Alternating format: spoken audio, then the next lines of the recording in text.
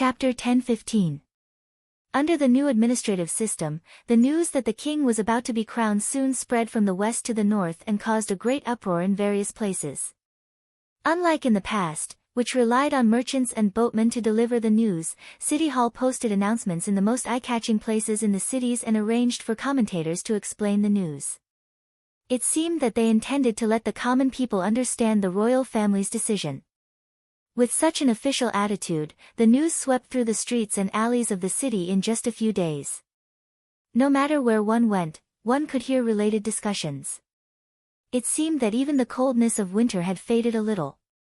The underground trumpeter in the old king's city was no exception. After all, taverns were always a gathering place for hot news. Sitting by the fire, drinking a glass of ale, and talking about rumors that no one knew where, was one of the few ways of entertainment for the common people. As the new owner of the trumpeter, Black Hammer had been grinning from ear to ear in recent days.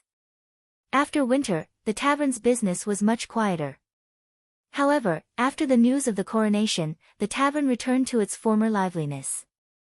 Seeing that the income was rising, Black Hammer was also in a good mood. It could be expected that the discussion would continue until His Majesty's coronation was officially completed and the dust settled.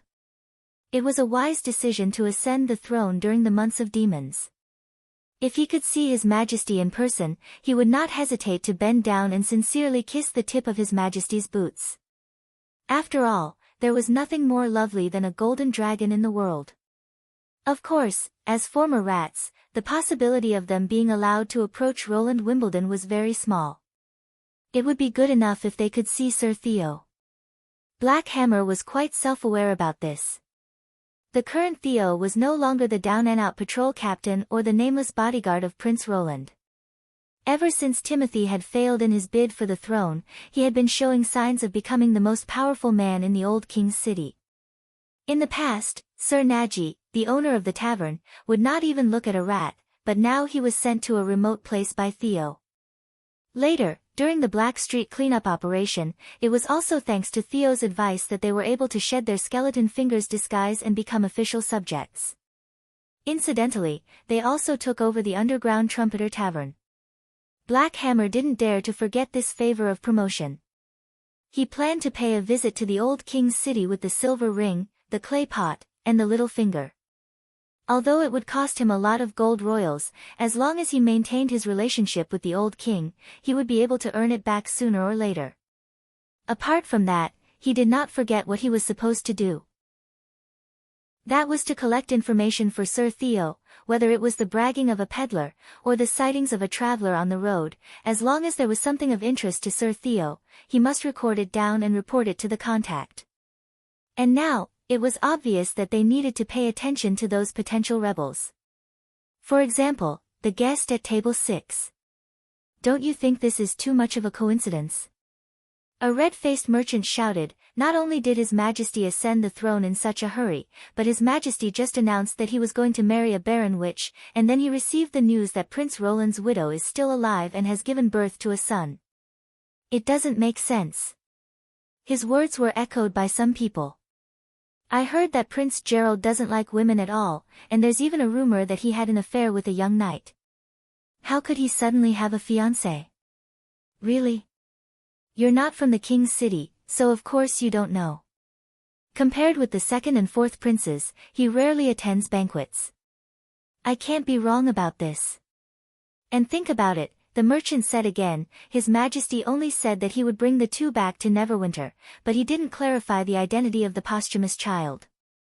Isn't this deliberately leaving controversy and focusing everyone's attention on the right to inherit the throne?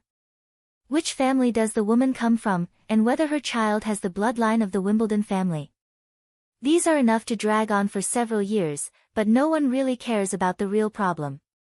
What are you trying to say? What do you mean by the real problem?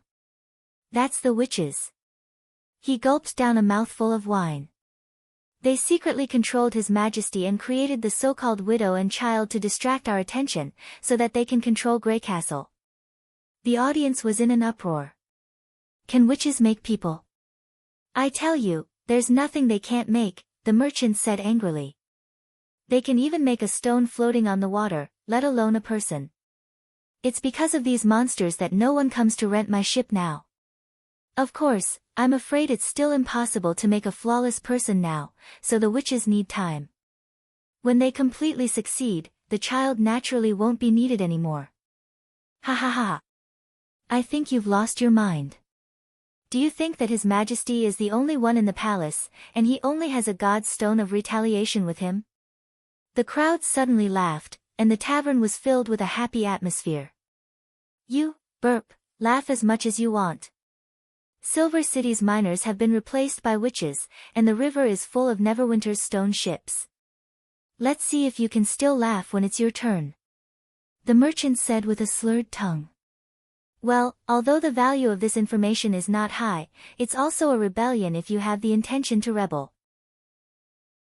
Blackhammer picked up a charcoal pen and scribbled the characteristics of the other party on a piece of paper, as well as the words, slandering the royal family, malicious to witches, and stuffed it into an inconspicuous slit behind the wine cabinet. If there was no accident, the police would soon respond, and when the merchant went out, he would probably be caught red-handed. As for whether the other party was plotting a rebellion, it was the task of the interrogators, and had nothing to do with him. At the same time, in the Earl's mansion in the inner city. What do you think of this dress? Yorko put a high-necked tuxedo made of high-quality fabric in front of his chest and said, "Do I look too muscular?" The one who answered was Denise Peyton, a businesswoman whom he had met in King's City in the Kingdom of Dawn. She lazily leaned against the headboard and pulled up half of the quilt to cover her bare chest. I've never seen you so enthusiastic even when we were dating. Now, you haven't even received an invitation, and you're already preparing to leave as soon as you hear the news? His Majesty and I have been friends for more than 10 years. Why would we need an invitation? That's just for show. Yorko shook his clothes. You haven't answered my question yet. What do you think of this dress? To be honest, you're pretty much the same no matter what you wear. Denise yawned. Anyway, it's not your appearance that attracts me. But if you're going to Neverwinter, what about me? He hesitated. If you want to have fun, maybe I can introduce you to some good. I'm not interested, Denise interrupted him bluntly. I prefer to choose my own targets. Besides, I came all the way from the City of Glow to see you. Is this how you treat your guests? Yorko knew he was in the wrong, so he sighed and asked, Then what do you want? The businesswoman raised the corner of her mouth. Take me to Neverwinter. I've long wanted to see what the king who turned the Kingdom of Dawn upside down looks like. Well, since you've been friends for more than 10 years, His Majesty will definitely invite you to his banquet, right? Denise lifted the quilt and got out of bed. She walked up to Yorko step by step. When the time comes, you just need to take me with you as your partner. I've accompanied you to so many banquets in the City of Glow. This time, you have to fulfill my little wish, right? She wrapped her arms around Yorko's neck and put her lips close to his ear. Don't worry. I know you have someone you really want to see. Not only will I not interfere, but I might even help you. As the news spread, both the commoners and the new local officials became busy. However, the person at the center of the vortex was completely unaware of it. A week later, the shallow water gunboat, Roland, arrived at the city of Evernight in the northern region. Chapter 10:16. Walking through the snow-covered alleys, Olivia felt her chest getting warmer as she listened to the crunching sound under her feet. Winter in the northern region was always the same. The sky was gray and gloomy, like a slab of stone over everyone's head. The earth was covered with white snow, and everything had lost its original color. Coupled with the cold and hunger, it was difficult for people not to feel bored in this monotonous scene. However, she saw a color that she had never seen before. The color was even brighter than a rainbow. Even in this season of howling wind and snow, it was as eye-catching as the stars in the sky. The closer she got to it, the more impatient she became. The end of the light pointed directly to her rented cottage. If it were not for her livelihood, she would not even want to leave it. That was her baby. The baby of her and Gerald Wimbledon. With him, She felt like she had the whole world. Thinking of this, Olivia could not help but quicken her pace. However, when she turned into the last alley, her heart suddenly clenched. There were more than 10 sets of footprints on the snow-white ground. Judging from their direction, they came from another alley and went straight to the entrance of the courtyard. Olivia was living in this courtyard for the time being. Her neighbors were all ordinary civilians. Even during spring and summer, there were few visitors, let alone during the months of demons. Why were there so many footprints? All of a sudden, Olivia felt dizzy, and an indescribable fear welled up in her heart. No, calm down. She kept telling herself that maybe it was just a group of robbers or refugees. Outsiders might think that the situation was equally bad, but for her, it was her last hope. However, when she walked into the courtyard, trembling, she realized that even this glimmer of hope did not exist. The door of her rented house was full of patrolmen in soft armor. One of them was dressed like a knight. The badge on his chest indicated that he was from the Kant family, which ruled the northern region. No. Olivia did not know where she got her strength from. She dropped the milk cake that she had bought with great difficulty, lowered her head, and rushed to the door. At that moment, she was ready to be killed. As long as they pulled out their swords and stood in front of her, she would run into them. However, to her surprise, they seemed to be indifferent to her appearance. They just slightly stepped aside and let her directly rush into the house. Olivia tripped over the threshold. The cold ground tore her dress like a millstone, but the pain from her knees was insignificant. She crawled into the small bedroom with tears streaming down her face. She wanted to see her baby for the last time, but she did not see what she had expected. A blue-haired woman was sitting at the head of the bed, playing with her baby expressionlessly. The nanny who usually took care of the baby was standing aside with her head bowed respectfully, as if she was the nanny of the nanny. The woman raised her head and glanced at Olivia. With just one glance, Olivia understood that this woman was definitely not the same as her. Although she had an unforgettable appearance, she could not associate her with the common women. Gentle, delicate, charming, sensual, those words that belonged to women did not fit her. Even though she was holding the baby, there was no maternal light in her eyes. Rather than saying that she was playing with a child, it would be more accurate to say that she was playing with a toy. "Nice to meet you," the woman said slowly. "My name is Edith Kant. You should have heard of me." The pearl of the northern region, Olivia's heart skipped a beat. She was the eldest daughter of Duke Kant, the legendary woman who could lead the knight in battle.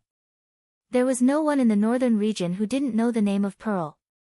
Even Gerald had mentioned her many times. Some people even said that she was more difficult to deal with than the Duke himself. "Greetings, Your Excellency." Olivia swallowed, bent down, and touched her head to the door. "May I ask why you're here?" Edith waved her hand. The nanny immediately bowed and then left the bedroom, closing the door behind her. At this point, Olivia realized that the nanny she had found was arranged by the Kant family. They had long discovered the secret of the baby. "To make a long story short, His Majesty asked me to bring the bloodline of the Wimbledon family back to Neverwinter. And then, secretly execute him?" Olivia said with difficulty. "If you just want to erase his existence, you can do it anywhere. There's no need to waste so much effort." Edith untied the cloth on the baby's head, revealing his light gray hair. "His Majesty needs a reason to deceive people. That's all." Olivia was stunned. She really could not understand what Edith meant. "Your Excellency, I don't quite understand. It's not as complicated as you think." The Pearl of the Northern Region shrugged.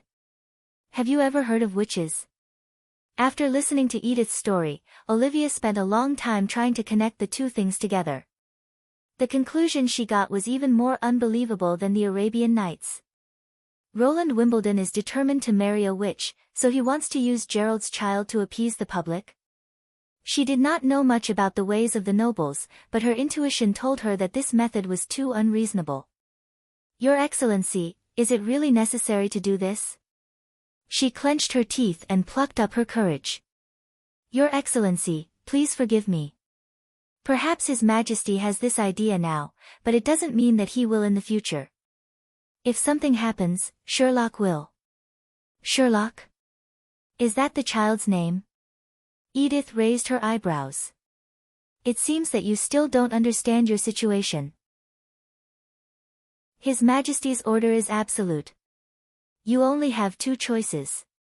You can take a sum of money and go far away and never ask about this matter again. Or you can go to Neverwinter with him, but you can't show up in the name of his mother. You have to be a servant of a noble family. Olivia felt tears welling up in her eyes again. Yes, her identity was too humble to become a member of the royal family. Who will take care of him for me? No one. Huh? She suddenly raised her head and tears flowed down the corner of her mouth. His Majesty isn't that unreasonable. If you choose the latter, except for changing your identity, everything else will be the same. You can still stay with him and watch him grow up. That noble family has been destroyed by the attack of the church, and Gerald's fiancée entrusted the child to you before she died. That's all the story. Edith paused. In addition, this news has already been announced in other territories, including the northern region. Just wait for 2 or 3 days, and you'll hear the whole story. If he wants to kill you, why does he need to announce it so openly? Does the Pearl of the Northern region mean that? His Majesty did this mainly to make me feel at ease? Olivia pressed her hand against her chest. She could not help but recall the scene of that night. She had been driven into a corner, so she had found Roland, who was still Prince Roland at that time, and he had indeed helped her. Although he might have some ulterior motives, if it were not for this, she would have been beaten by the tavern owner. She took a deep breath, wiped her face, and stood up from the ground. Kneeling for such a long time made her legs numb, but she still managed to control her body. Your Excellency, may I ask, does this child have a chance to become a king? No.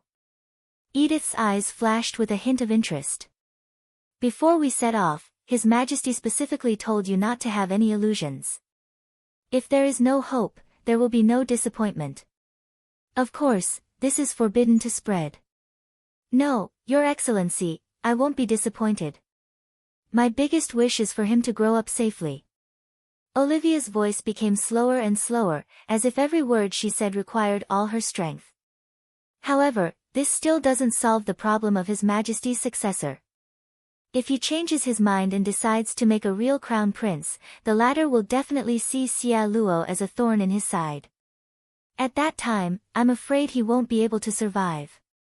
She looked straight into Edith's eyes and said word by word, I know I can't change anything, but if you can't give me a reasonable answer, please kill me here and now. Oh.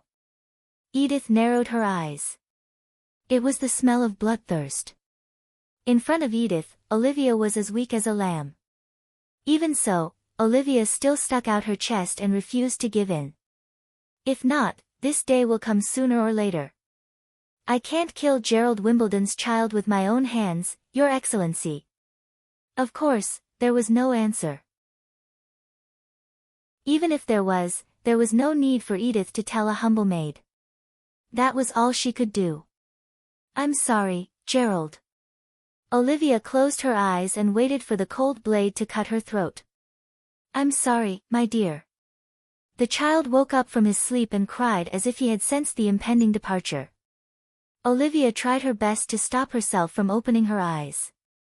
She was afraid that she would not be able to make the decision if she saw him again. However, the blow did not come. Edith chuckled. You can.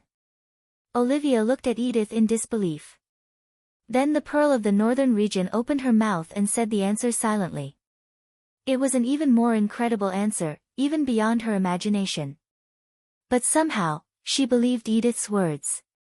Perhaps when one fell into a whirlpool, even a straw could be the last hope, let alone a drowning Olivia. Rather than being convinced by Edith, it was more accurate to say that she had convinced herself. Edith left the crying child to Olivia and turned to walk out of the door. We'll leave in 3 days. Prepare your luggage. Your Excellency. Olivia murmured as she passed by Edith. There's a tavern owner in Deep Valley Town and an unknown guard of His Highness Gerald. They may know about this. I'll handle it. Don't worry, Edith said without looking back. When the Pearl of the Northern Region left, Olivia hugged the child tightly, as if she was afraid that he would disappear. The child also calmed down and buried his head in her chest. In her heart, she could not help but ask herself, is it really possible? In the silent conversation, she clearly saw the answer that Edith had said. It was a simple phrase, but it had an enchanting power. Immortality. Chapter 1017. When Edith returned to the castle, Car and Duquin were waiting for her in the hall. You'll only stay in the city of Evernight for 3 days? If I'm not mistaken, this task needs time to develop. You don't need to go back immediately. Why don't you stay a little longer? Edith frowned and asked, Father, did you send someone to eavesdrop on my conversation? If I asked you directly, would you tell me everything clearly? The Duke glared at her. I learned this trick from you. Instead of waiting for the answer, it's better to find it myself. Ha! The Pearl of the Northern Region could not help laughing. Congratulations. You've finally made some progress. Now I don't have to worry about you in Neverwinter. The Duke said grumpily, you haven't answered my question yet. Not only did you leave by yourself, but you also want to take Lance with you. Is that Wimbledon really that attractive to you? But he would rather marry a witch than marry into the Kant family. I really don't understand why he brought up Gerald's child. It seems that you have a lot of complaints about me not being able to ascend the throne. Edith squinted at him. Or, in fact, you only care about whether my unborn child can inherit the crown or not. I haven't forgotten what you said to me when Timothy came to the Northern Region. Don't think that I don't know what you've suggested to His Majesty. Calvin's imposing manner was immediately suppressed. I'm just thinking for your sake. Don't you feel that it's unfair to let that wild woman's seed be in the limelight like this? Edith sighed inwardly. She could not say that her father was lying. At least 80% of his words were sincere. However, as far as the result was concerned, it was not a good plan. Kant might be a good father, but as a lord in charge of a territory, his shortcomings were too obvious. Fortunately, the current generation of nobles in the Northern Region was not very good. In other words, most of the nobles were very poor. No wonder His Majesty did not want the noble system to continue. If she were the king, she would also not allow a group of idiots to waste her property. Because they were on the same level, she should comfort her father, but Edith just couldn't do it. She preferred to turn words into sharp blades, and it would be even better if they could bring pain and torture, whether to others or to herself. Wild woman. No, you're wrong, father. It's not a coincidence that Gerald Wimbledon likes her. That woman only lacks an identity. If she was born into a noble family in the Northern Region, she might be much more outstanding than you. As for my 2 younger brothers, they're not even worth mentioning. In fact, what you need to thank the most is the ancestors of the Kant family. If it weren't for their status as counts, they wouldn't even be able to compete with the ordinary merchants on the street, let alone climb to the position they have today. Just as she expected, her father's expression turned ugly for a moment. Even though she was reluctant at first, after she made up her mind, she immediately confessed those who might harm her. In this regard, that woman is quite decisive. If Gerald's child takes over the throne in the future, do you think she'll hurt me, who once forced her to do so? I think it's quite possible. Edith chuckled. As for the means, of course, she'll do it in a way to vent her hatred. After all, women know women best, don't they? Enough.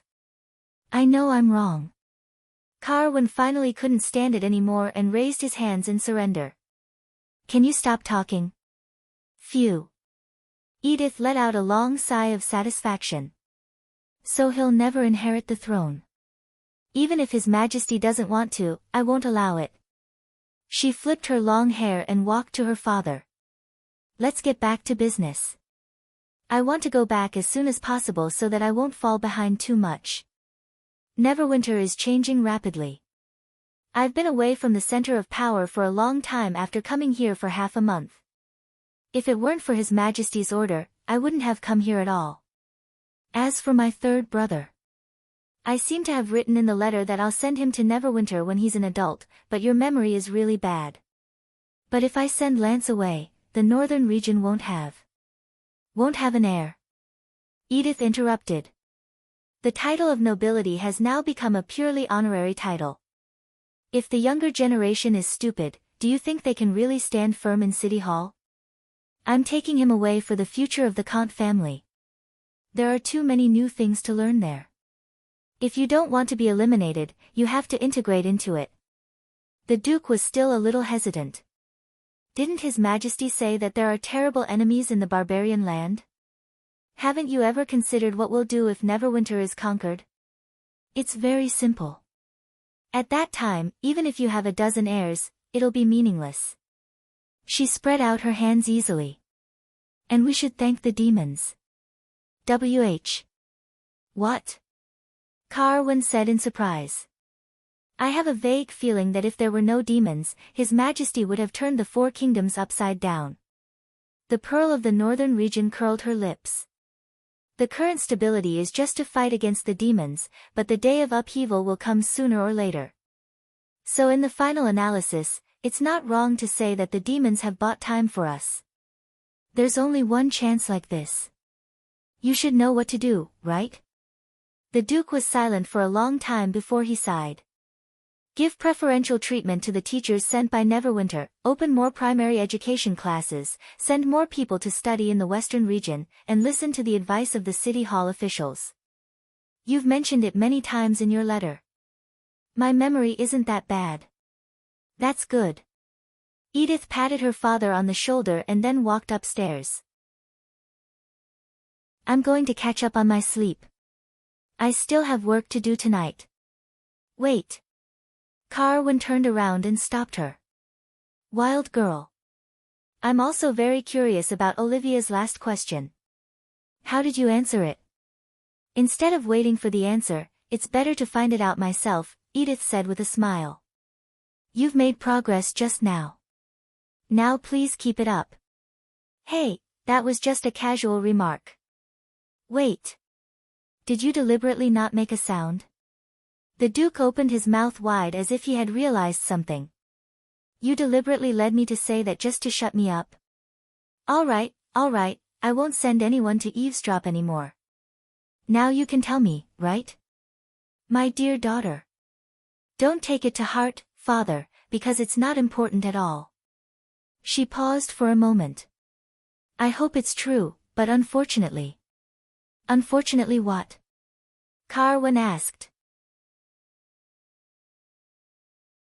Chapter 10:18. In the city of Neverwinter, Greycastle.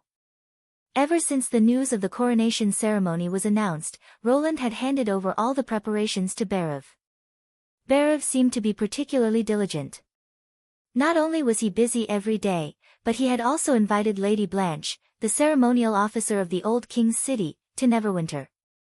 Obviously, he did not want to make any mistakes. As for Roland himself, apart from occasionally checking the progress of the magic movie, he spent the rest of his time finalizing the internal combustion engine.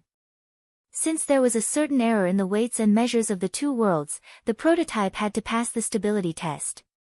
Moreover, the fractionated oil was uneven, so he had to take into account the redundancy of the design. Since he did not have the means of simulating the real world, he could only make adjustments with the real thing. From manufacturing, to experimenting, to scrapping, to improving, and to repeating. Roland felt like he had returned to his school days. Every day, he would travel between the castle and the back mountain of the North Slope, living a busy and fulfilling life of research. The knowledge that he had not touched for a long time became vivid again in the past half a month. Of course, he did not have Anna to accompany him at that time. What was more wonderful was that she was as enthusiastic about new things as he was. Every time he saw her concentrating on assembling the precise parts and wiping the sweat from the tip of her nose, Roland could not help but sigh with emotion. Her desire for creation and knowledge seemed to be innate, just like her flame, scorching and pure. This inner spirit was beyond the scope of what could be described by her appearance. He would never get tired of looking at her. Every time she made a decisive progress, the smile on Anna's face could almost be described as the blossoming of all flowers. Roland even felt that the joy of creation was far greater for her than being a queen. She had never concealed her thoughts. As long as they could stay together, she did not care too much about the false reputation.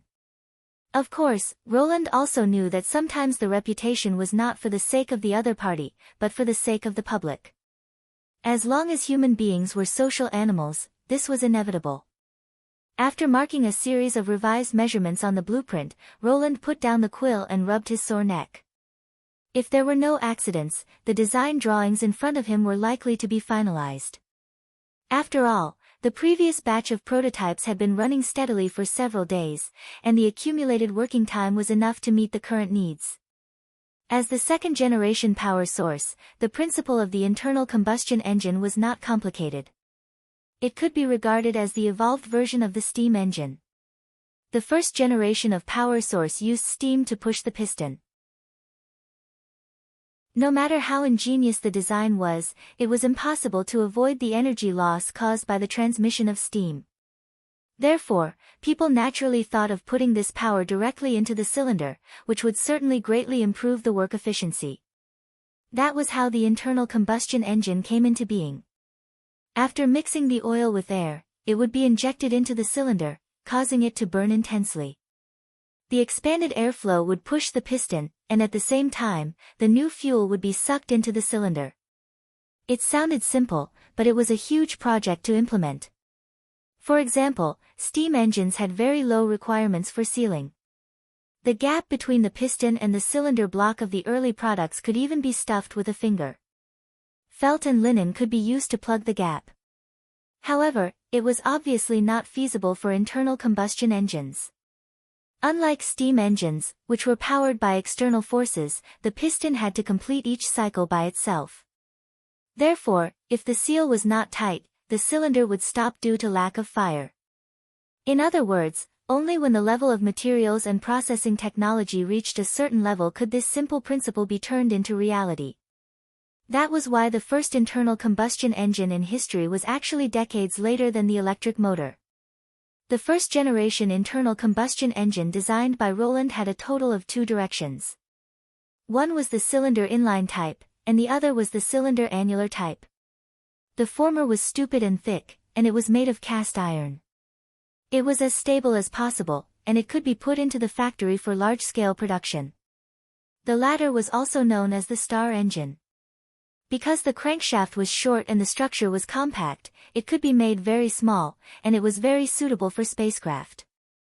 Overall, it was much more delicate than the former. It was made of aluminum alloy, and for the time being, only Anna was responsible for the processing. The reason why Roland dared to develop these 2 products at the research and development stage was nothing more than standing on the shoulders of his predecessors. He could find a lot of information about these 2 time-tested products in the dream world. Compared with the steam engine, which had gone through 4 generations, the starting point this time was much higher. Coupled with the information revealed by the senior demon, he had to speed up his pace. It was very difficult to defend the ground against a large number of threats from the sky, which had been proved by the expedition this time. If the plan could be realized, human beings would be qualified to compete with their enemies in the sky for the first time. "Your Majesty, don't move," Nightingale suddenly said. Roland immediately stopped and looked back. "Is there an enemy?" Then he saw Nightingale come up to him and touch his head. He felt a slight pain as she put a strand of hair in front of him. This is white hair." Roland did not know whether he should laugh or cry. Although the color of gray hair was very light, these strands of hair were a little white, almost losing their luster from the roots. "And?" Nightingale touched his hair for a while. "Have you had too little rest recently?" "Have I? You used to sleep late in the winter. Recently, you get up earlier than me and enter the dream world at night. That can't be considered as real sleep," right? She talked incessantly. Yawning from time to time is a sign of fatigue. You're not even 30 years old, and your hair is already white. How can you continue like this? Looking at Nightingale's serious reprimand, Roland could not help feeling much lighter, and even his fatigue from work faded a little. As expected, she was not affected too much. It seemed that the agreement had played a crucial role. Don't worry. This is far from the limit. I've experienced it before. Nightingale looked doubtful, but she could tell that it was not a lie. Because he was not lying.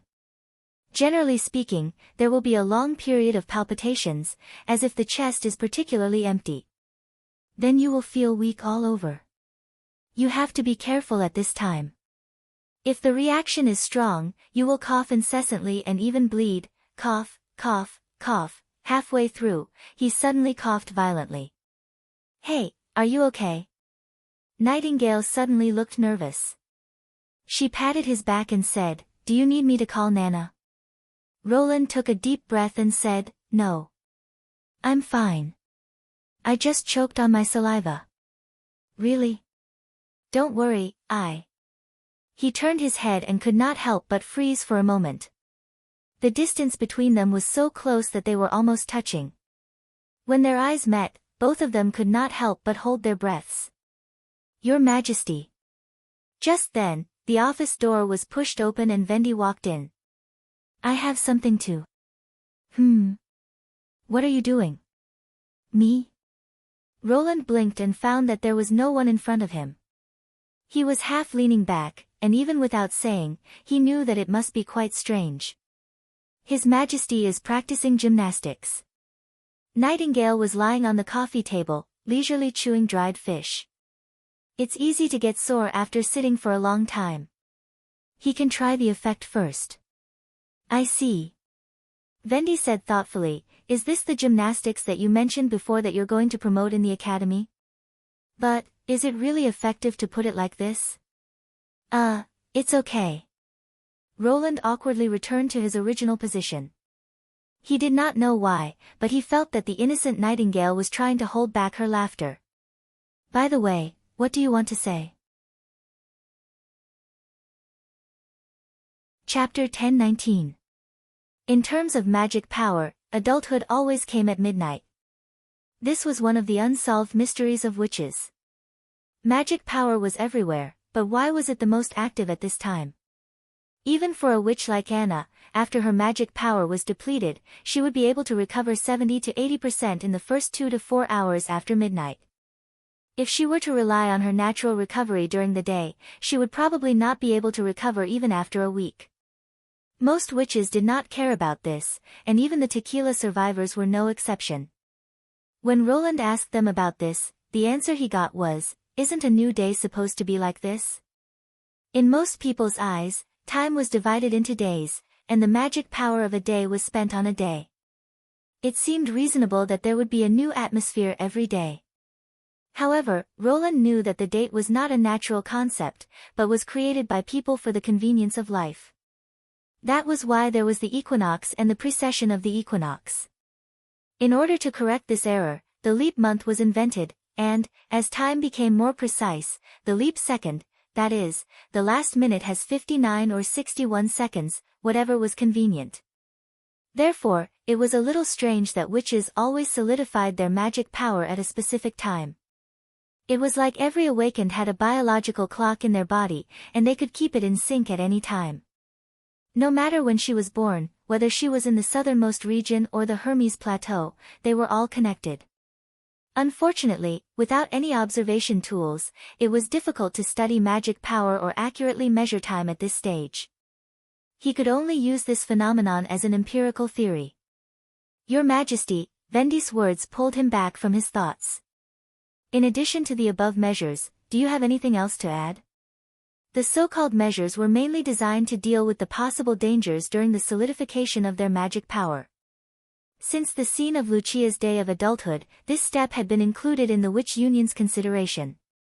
Regarding this point, even the tequila could not provide many useful suggestions. Do as you say. Roland thought for a moment. By the way, don't forget to inform Marjorie and Sandy Asuka. I think they must also want to see Lightning reach adulthood safely. Vendi was a little surprised. Madam Marjorie is fine, but that Mr. Flying Bird, he'll be fine, Roland said gently. Yes, I understand. Seeing him like this, Vendi didn't ask any more questions and quickly agreed. At night, the top floor of the witch building was brightly lit.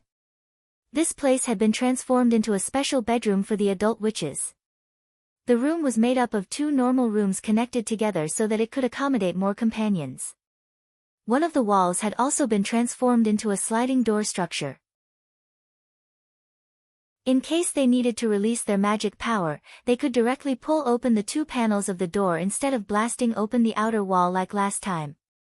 Lying on the soft bed, Lightning appeared particularly excited. Her behavior was the complete opposite of Lucia's. It seemed that she had been looking forward to this day for a long time. A wooden platform was placed beside the bed. Her left hand was tied to it while her right hand held the sigil of God's will. According to the experience gained from Lucia, as long as she felt a constricting pain in her body, she could pour all her magic power into the sigil. Tying one hand was to prevent the witch from losing control of herself due to the intense pain and accidentally pointing the sigil at others. After eliminating this risk, Countess Spear's absence was not a big problem. Meanwhile, Lightning was surrounded by her friends who had come to visit. What kind of derivative ability will I awaken? If only I could solve the problem of carrying weight. Then I could bring a lot of food and tools and fly all over the land of dawn. Similar topics almost lasted for the whole night. Her eyes blinked as she listed one possibility after another. She looked very much like Roland when he was a child, guessing what kind of birthday present his family would give him. Of course, most of them ended in disappointment. For example, he longed for a big transformer, but in the end, he got a book of 300 exercises. It's also possible that there's nothing, Mystery Moon muttered. It's not that easy to obtain derivative abilities. No matter how I look at it, there are only a few people in Neverwinter who have this talent. Aha. After this sentence, Roland seemed to hear a faintly discernible nasal sound, and the rising tone at the end was full of pride. How can you talk like that? Lily glared at her. In fact, what Mystery Moon said is not wrong, Agatha said with a smile. The Union has done statistics, and only 1 out of 100 witches can awaken a derivative ability when they reach adulthood. But compared to advancing to a higher level, this is nothing. After all, the most important thing for a witch is her main ability, which has unlimited potential. So you don't have to worry too much about it. Just focus on the solidification of your ability. By the way, weren't you doing an analysis of the adult evolution? Scroll interrupted. What's the result? That can only be used as a reference. After all, there are not enough examples to verify it. Vendi took out the record book and looked at it. But Lightning's score is really high. What's that? Andrea asked curiously. An evaluation method, Agatha explained. It's also inspired by Lucia. Because the surge of magic during the solidification of adulthood is very obvious, in theory, it is indeed easier to condense. So we made a preliminary evaluation based on the state of all the senior witches when they were promoted. We scored them according to the total amount of magic, subject score, ability control, and individual will. Of course, it's still at the stage of conjecture. Subject score. Do you mean the exam results? Yes, and it accounts for the most part in the formula. I see. It seems that someone will never be able to become a transcendent in this life. Andrea glanced at Ashes with pity. The latter shrugged disapprovingly. It's really crazy. Roland suddenly heard Phyllis sigh. What's wrong? He tilted his head and looked at her. In the Tequila era, the promotion of a senior witch was a very sacred thing for every witch. Everyone was eager to get the favor of the gods, but they never dared to talk about it in public. Because it was too far away. If anyone announced that they would be promoted, they would definitely be laughed at by others. But now. Phyllis murmured halfway and seemed to come to her senses. Sorry, I'm not saying it's not good, but the contrast between the two makes me feel. I know what you mean. Roland chuckled. It's like a businessman who, after a nap, finds that the golden dragon he has accumulated all his life is no longer precious. It's always hard to adapt. I'm really not as good as Lady Agatha in this regard, Phyllis whispered. She only came here 1 year earlier than me, but now she has already led a new round of research on senior awakenings. She's indeed a genius of the Union. In fact, it's not difficult to understand. If the future generations are not stronger than the predecessors, how can we make progress? He said frankly. As long as we are still moving forward, this kind of scene will continue to reappear. When you see them, you will feel that this is hope, right? Phyllis followed his line of sight and also moved her eyes to the girl on the bed. But it's always better to have more abilities, isn't it? Lightning said confidently. I feel that not only will I be able to condense magic, but I will also be able to obtain several branches of abilities, because the most outstanding explorer will definitely get the most generous rewards. Goo! Maggie, who was standing beside the bed, also raised her arms as if to support the other party. There's no such logic at all. Mystery Moon shouted. The room suddenly became noisy. Looking at the lively scene in front of him, Roland smiled and shook his head, then walked out of the room. Why, don't you go in and have a look? After closing the door, he said to a man standing in the corridor, leaning against the wall. Chapter 1020.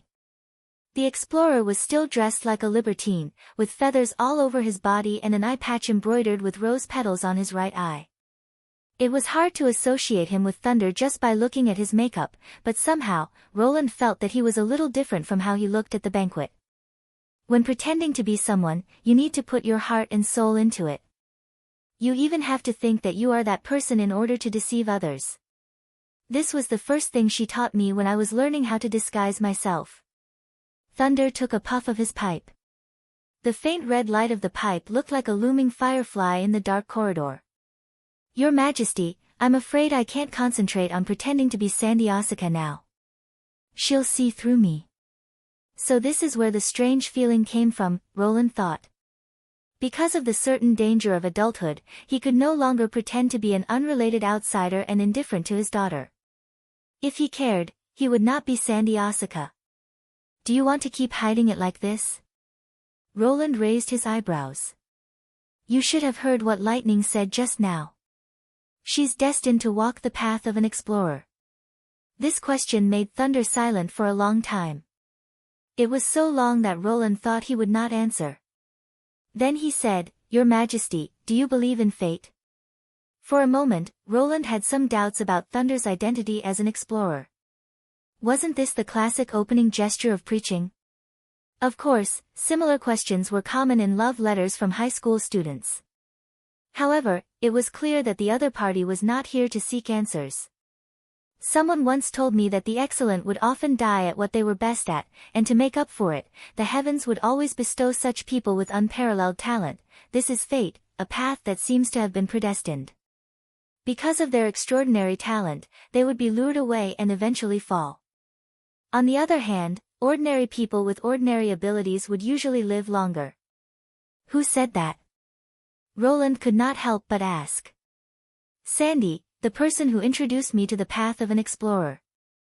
Thunder took a puff of his pipe. Wait, is there really such an explorer in the fjords? Aren't you afraid that Lightning might have heard of his name? He's been dead for many years. He was unknown when he was alive, and he's still the same after his death. According to the standards of the fjords, he can't even be regarded as a real explorer. Surrounded by the smoke, Thunder's figure almost merged with the shadows on the wall. Until the time of his death, he couldn't find a new island or a route that hadn't been marked on the nautical chart. Sandy doesn't care about his fame. He says that exploration is a kind of pleasure in itself. There's nothing wrong with lacking talent. At least you don't have to worry about whether you'll die young. Roland seemed to realize something. Then how did he die? You died to save me. Thunder said slowly, the ship was attacked by sea ghosts. When Sandy dragged me back to the cabin, I was clawed. The wound wasn't big, but the herbs didn't work. His flesh quickly decayed, and 3 days later, he stopped breathing. At that time, he told me that he still died doing what he was good at. He didn't have any other good points in his life. The only thing he was good at was his kindness. Roland suddenly found that he didn't know what to say. After Lightning was born, she showed an outstanding talent for exploration. Whether it was identifying the route or drawing the nautical chart, her learning speed was much faster than the average person. When Thunder said these words, the expression on his face became extremely complicated. When I learned that she had awakened as a witch, my worry rose to the peak. You should know what this ability means to an explorer. Indeed, if courage, curiosity, and the desire for knowledge were still hidden human nature, and anyone could stimulate them, then having magic power could only be said to be a gift from God. That's why I made this decision. Thunder raised his head, and the light in his eyes seemed to reflect the red light in the pipe. If fate is difficult to avoid, maybe I can cut it off in another way. If I can hurry up and unveil those unknown places before Lightning officially embarks on the path of an explorer, the chances of her encountering danger will be greatly reduced. Apart from the territories occupied by the demons, the only places that have yet to be set foot on by humans are the Eastern Sea and the precipice continent seen in the Shadow Waters ruins. When you defeat the demons, I should be able to draw a map of these 2 places. But before that, it's better for me to act alone. If there was no place to explore, naturally there would be no risk. This answer made Roland couldn't help but be moved. Although the world might be far larger than he imagined, to be able to have such an idea in this era was not something that could be summed up by the word, courage, alone. Gravity firmly fixed everyone on the ground, but it couldn't restrict the thoughts of some crazy people. And Thunder was obviously one of the best. Flying was not only the exclusive right of witches. I understand what you mean. Roland raised the corner of his mouth. Don't worry. I promise that after the Battle of Divine Will, you'll get a safe and sound lightning. I'll leave everything to you, Your Majesty. Thunder put his hand on his chest.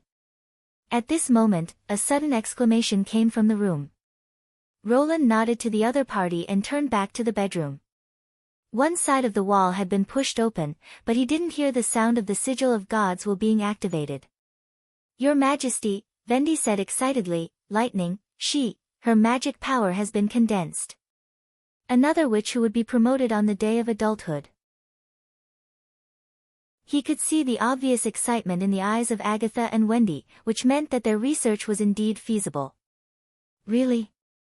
Roland walked to the bedside and looked at the eager girl. Do you feel any discomfort? Not at all. Lightning patted her chest and said, I feel full of strength. It's a pity that I can't release my divine will. Lighting up the 4th magic stone is my limit. That's good. Roland let out a long sigh. Then have a good rest today and tomorrow, Your Majesty, I want to try now. Can I? Lightning jumped off the bed. I seem to hear it calling me, and I can't help but want to fly immediately. Is it referring to magic power? Roland could not help but laugh. She was indeed the most energetic one in the Witch Union. Since she had said so much, there was no reason for him not to agree. Take Maggie with you. Don't fly too far. Yes. Coo. One side of the wall was still half open. Maggie turned into a pigeon and landed on top of Lightning's head. She then pressed the pigeon with both hands and flew out of the room, disappearing into the cold night sky. I don't know how her ability will perform after she condenses it. Vendi murmured as she looked at the night sky. Tomorrow we'll be busy again. Please let me use the 5-colored stone to observe her during the test, Phyllis added. Anyway, let's call it a day and wait until tomorrow. Just as Roland was halfway through his words, a thunderous explosion suddenly came from the sky. The sound was so strong that it seemed to be real. The snow on the eaves was shaken into a white mist, and ice chunks fell like raindrops. The glass windows of the castle also cracked as if they had been brushed by an invisible giant hand. Chapter 10:21. Like Lucia's day of adulthood, Lightning's promotion was gratifying, but it also brought some trouble to Roland. Was there anyone injured in the residential area last night? The next day, after listening to Barev's report, Roland could not help but raise his eyebrows. Yes, Your Majesty. The voice of the other party came from the other side of the phone. An unlucky guy was going to the toilet, but he was startled by the explosion and broke his leg. 2 other guys rolled down from their beds and hit their heads. Early in the morning, a large group of panicked subjects came to the city hall and asked if Neverwinter had been attacked by demons or demonic beasts. It took the servants a lot of effort to persuade them to leave. Your Majesty, can you tell me before something like this happens in the future? Even through the phone, Roland could imagine Barev's plaintive look. Perhaps the old director was also scared out of his wits and waited for dawn the whole night. How are the injured now? They've all been sent to the hospital. Their lives are not a problem, but the subjects are still talking about it. There are still people guarding the bulletin board in the central square, waiting for the announcement. This must be caused by the witch's ability, right? If you had informed me in advance, I wouldn't have bothered you with such trivial matters. I see. But things related to magic power are unpredictable. It's not that I don't trust you. Roland comforted him. Just say on the announcement that I'm developing a new weapon and there will be similar incidents in the future. Don't panic. If there is an enemy attack, follow the alarm. By the way, City Hall will pay for the injured people's medical expenses. Yes. Your Majesty, Barev said aggrievedly. Roland shook his head helplessly and then hung up the phone. Roland did not know why the old director had become more and more clingy recently. Although he handled the government affairs well, the tone of, Your Majesty, I've dedicated all my light and warmth to you, you can't let me down, still gave him goosebumps. On the contrary, the conversation with the Pearl of the Northern region was much more pleasant. Roland did not know where she was now. Putting aside his distracting thoughts, he looked at Lightning, who was standing in front of his desk with her head down. He asked with a faint smile, You should have heard what I just said, right? Woo. The little girl said dejectedly, Your Majesty, I was wrong. Please punish me by doing 2 sets of exercises. Roland looked at Maggie, who was above her head. Maggie looked away with difficulty and pretended that it had nothing to do with her. Although the members of the exploration group were very close, Maggie chose to remain silent in the face of the comprehensive exercises. He finally could not help but laugh out loud. Ha! All right, raise your head. This is not your fault. After all, I was the one who agreed to let you fly. I should be the one to take responsibility. Really? Lightning suddenly raised her head, her eyes sparkling. Of course, you don't know that doing so will cause damage. Plus, the loss won't be big, so you can skip the exercises. As the flight route was in the direction of the impassable mountain range, her impact on the residential area was very limited. Except for the cracked windows of the castle and the Foreign Affairs building, the other buildings were basically intact. When passing above the furnace area, Lightning had climbed to a certain height, and her impact was further reduced. It was difficult for her to cause any more damage. Your Majesty, you're really great. She seemed to have recovered all her energy in an instant.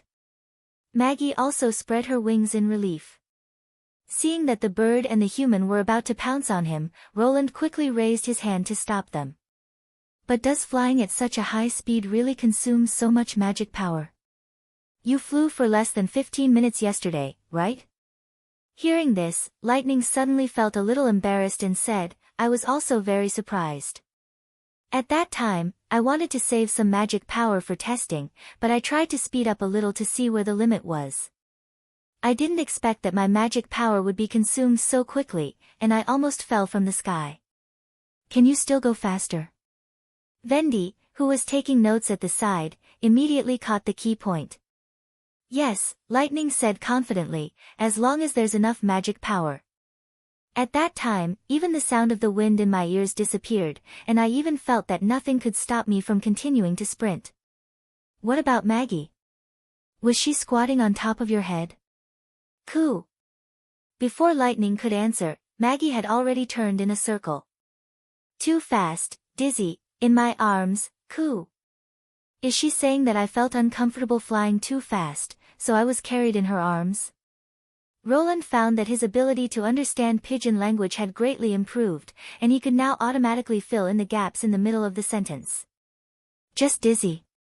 Another witch in charge of the ability test, Agatha, said, "You didn't feel any change in the airflow?" Well. Lightning thought for a moment and said, "Although I was wearing a pair of goggles at that time, the wind seemed to have suddenly disappeared halfway through the flight." What do you think? Roland looked at the Ice Witch and asked, "Is there any record of such a derivative ability in the Union?"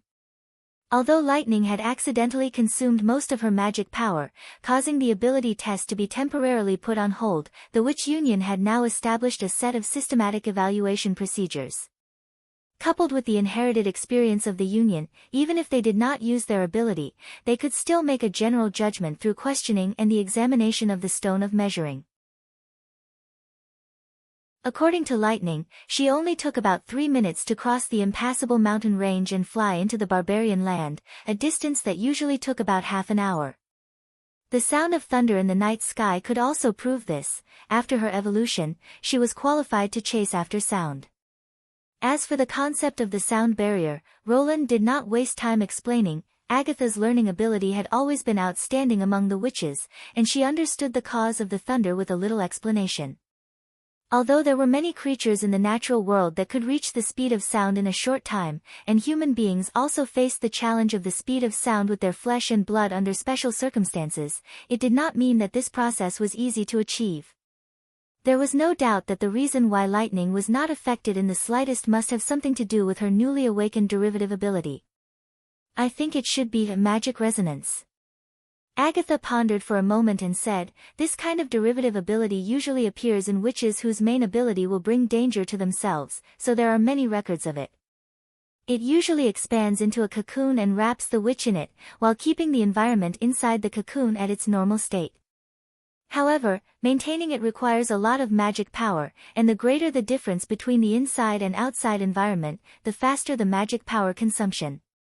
In other words, the reason why Lightning used up her magic power in a short time was not because of flying, but because of her derivative ability. Vendi asked. Chapter 10:22. But my magic power can continue to grow through practice, and there's no limit to the number of times I can advance, right? Lightning did not look frustrated at all. That's great. It's exciting to be able to surpass one's own limits. Also, I can be considered as half a combat witch now. Combat, coo. Maggie echoed with her head held high. I know you're happy, but remember not to speed up over the castle and cause trouble for His Majesty next time. Vendi coughed twice. Also, you have to save your magic power for the next few days until all the tests are completed. Do you understand? Yes, Sister Vendi, Lightning playfully stuck out her tongue. Roland had a different opinion. Although supersonic flight could give Lightning unparalleled mobility, once she ran out of magic power, she could easily fall into a desperate situation. Moreover, Lightning was much smaller than an airplane, so it was still unknown how much damage she could cause to the demons when she broke through the sound barrier. It was obviously not cost-effective to use her as a combat witch. As for the Magic Slayer who could disrupt magic power in a wide range, he was even more of a nemesis to her. What Roland cared more about was the time she could last at subsonic speed. In this era, a speed of 800 or 900 kilometers per hour was definitely a speed that left others in the dust. Whether it was to explore the map or to serve as a scout, it was much more efficient than a simple battle to cover up the battlefield's blind spots outside Sylvie's detection range. Just as Lightning was about to leave, Roland suddenly stopped her. By the way, I have one more question for you. He considered his words carefully. If, after more than 10 years, there are no more dangers to explore in this world, what will you do? No. Dangers to explore. Lightning was slightly startled. For example, every continent has been set foot on, every sea is recorded in detail, the entire world is visible, and there is no place that can be called unknown.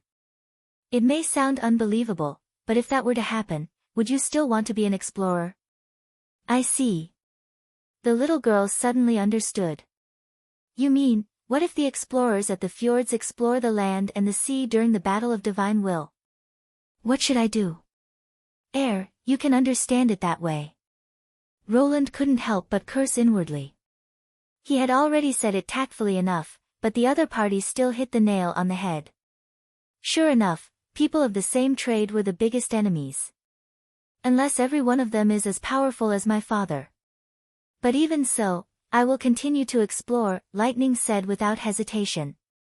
Because there are some places that only I can reach. Even my father can't do it.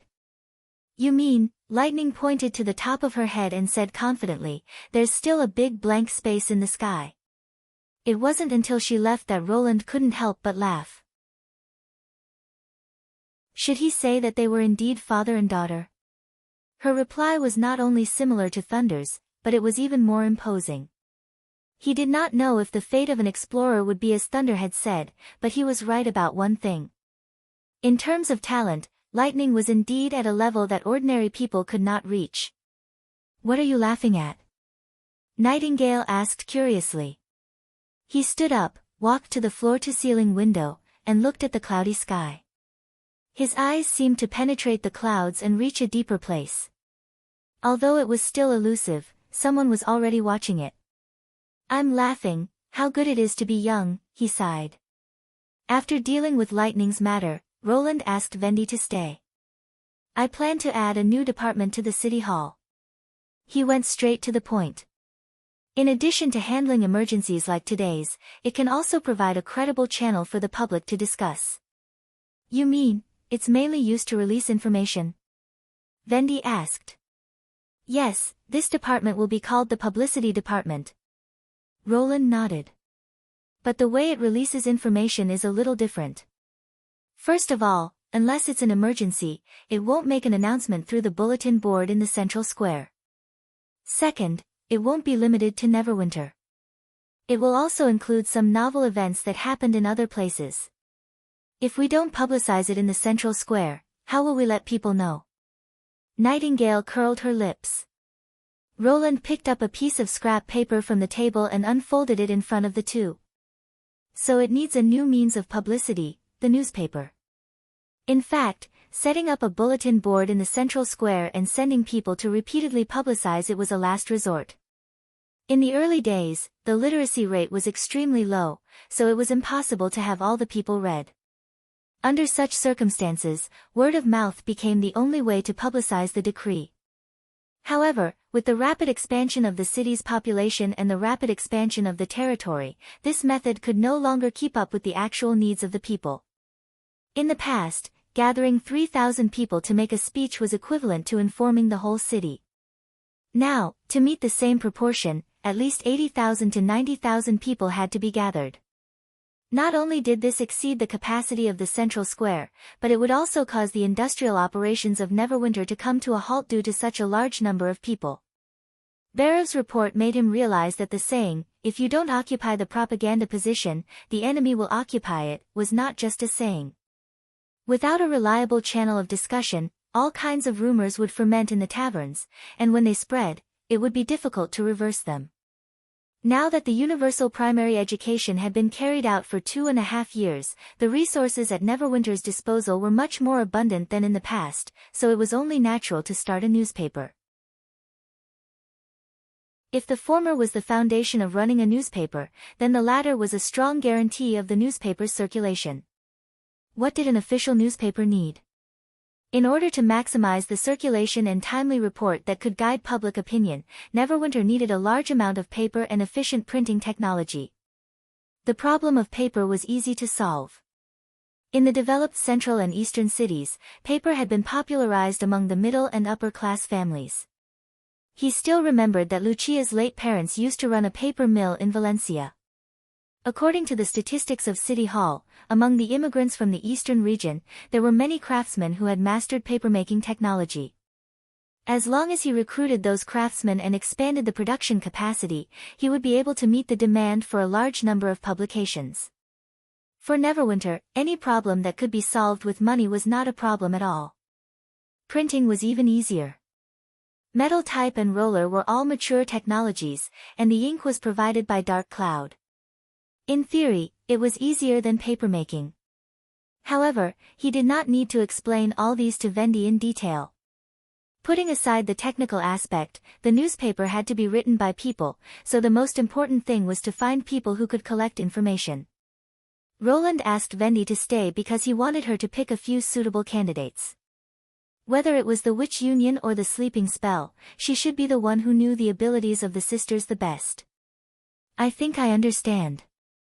After listening to Roland's explanation, Wendy thought for a moment and said, "So you need a witch to participate in this matter, and she can not only find out the incident in the first place, but also run faster than anyone else and send the news back to the publicity department as soon as possible?"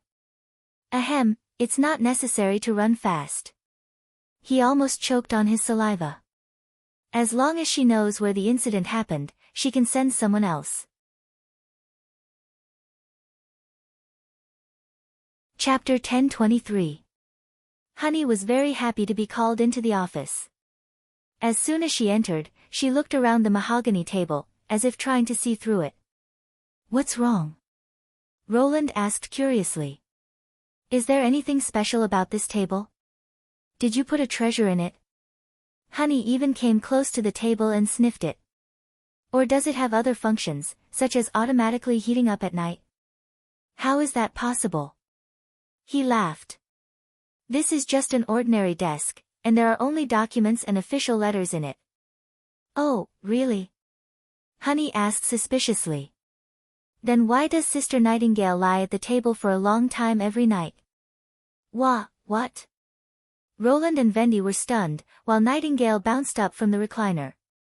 "When I trained Grey Hair, he told me, although he could only express it with his movements." Honey replied solemnly. "Sister Nightingale always sits in your seat when no one is around, and puts her face on the table, oh." Before she could finish, Nightingale flashed over and covered her mouth tightly. I was just a little sleepy, so I leaned against the table for a while. Besides, how could a bird know what I was doing?" "You've completely misunderstood its meaning." Vendi held her forehead helplessly. Ahem, Roland coughed twice. "Maybe Grey Hair saw it wrong. After all, it's dark at night." Honey mumbled in Nightingale's palm, "Grey Hair is an owl." There was a brief silence in the office. "Anyway, just pretend that you saw it wrong." Roland cleared his throat and waved at Nightingale, whose face was flushed. The latter stamped her feet and directly disappeared into the fog, completely hiding herself. It seemed that she would not show up for a while. "Really? I see." Honey did not ask further. "If a table can heat up, I would have wanted one." "Why?" Roland raised his eyebrows. "Isn't there heating in the castle and the witch building?" "But there's no one in the garden. If Sister Leaf isn't there, it's hard to warm up there. Recently, Grey Hair and the others don't want to move. I'm afraid that they'll catch a cold, so I built a platform under the olive tree and hugged them to sleep. If the tables could be warmed, they would be more comfortable." Was that why she was so interested in his desk? Roland noticed that Honey's fluffy curly hair still had a few feathers stuck to it. At first glance, it looked like an untended grass nest. He found that he had indeed neglected the living environment of those animal messengers. He subconsciously thought that they had the ability to adapt to nature, but he did not consider that letting them move in the wind and snow during the months of demons was already against the laws of nature. "Although the table can't heat up, I'll have someone build a fireplace in the garden." He smiled and gestured. "It's about the size of a bed and can gather all the animals you train together. What do you think?" "Really?" Honey's eyes lit up. "Thank you." It's nothing. But can you really talk to them? Honey scratched her head in embarrassment. In fact, as Sister Nightingale said, most animals can't speak, so they can only imitate what they see with simple movements. It's common for them to guess wrong, so it can't be counted as a real conversation. So that's how it is, Roland thought. Although magic can make tamed birds and beasts obey honey, it can't give them human-like intelligence and turn them into another species. What if you just let them find something interesting and then tell you where to go? Something interesting? Honey showed a thoughtful look. Just as Roland was thinking about how to explain the meaning of the word news, she suddenly said, Sister Vendy and Teacher Scroll often get together to drink. Whenever they get drunk, they lie on the balcony and sing. Is that interesting? There's such a thing. Roland could not help but be surprised. As the head of the Witch Union, Vendy was gentle and kind, and always gave people a feeling of a spring breeze. As for Scroll, as the Minister of Education and also the teacher of the primary course for witches, she was full of patience and intellectual beauty. Although she usually did not smile, she was very attentive to the witches in the Witch Union. It was really hard for him to imagine that these two would also get drunk, and according to Honey, it seemed that it was more than once. Why have I never heard them sing? Because they usually only meet when you are on the battlefield. After all, when Sister Nightingale is not there, it is convenient for them to drink her drinks, said Honey. Besides, they don't just sing. Green Tail told me that sometimes they also talk about you. This time it was Vendy's turn to cover her mouth. I'm just happy for your Majesty's achievements. Besides, she also said that birds can't talk, so how can they understand what we are talking about? Green Tail is a parrot. Honey said with puffed cheeks. Seeing that the room was about to fall into silence again, Roland quickly stood up and said, Well, this is indeed an unusual and interesting thing. You pass. Pass? Honey asked in confusion. Wait, Your Majesty, I suddenly feel that it may not be suitable for her to be the center of the publicity department. Vendy coughed. Rest assured, all the articles will eventually be reviewed before being published. Besides, the content of the newspaper is mainly about the public affairs, and there won't be too many involving witches, Roland said decisively. Besides, ordinary people can't enter the castle district, so you don't have to worry about this. After all, only her animal messengers can quickly obtain news from all over the world. Your Majesty, may I know what exactly you're talking about? Honey raised her hand and shouted. Of course. Roland held back his laughter and tempted her step by step. This is a very interesting job. Come to me, and I'll explain it to you in detail. Now that he had established the information center and finalized the technology to run the newspaper, the next step was to recruit staff and establish an interview writing system. Barav was undoubtedly the most suitable person to be responsible for this part of the work. As for the position of the minister, he decided to temporarily take it on himself. Considering the degree of acceptance of the public, the newspaper would initially only be published in Neverwinter once a week. In addition to the major events that happened in various places, there would also be some pages to record civil news and trivia. Coupled with the official background of the City Hall, Roland believed that it would soon become the most credible publicity channel, which would greatly improve the current lack of publicity. At the same time, it would also provide rich topics for the public in the tavern to talk about, thereby squeezing out the gossip from the market. However, these were only the things that were recorded on the surface. What he was more interested in was the second half of what Honey had to say when she was stopped. Of course, he did not have to be in a hurry.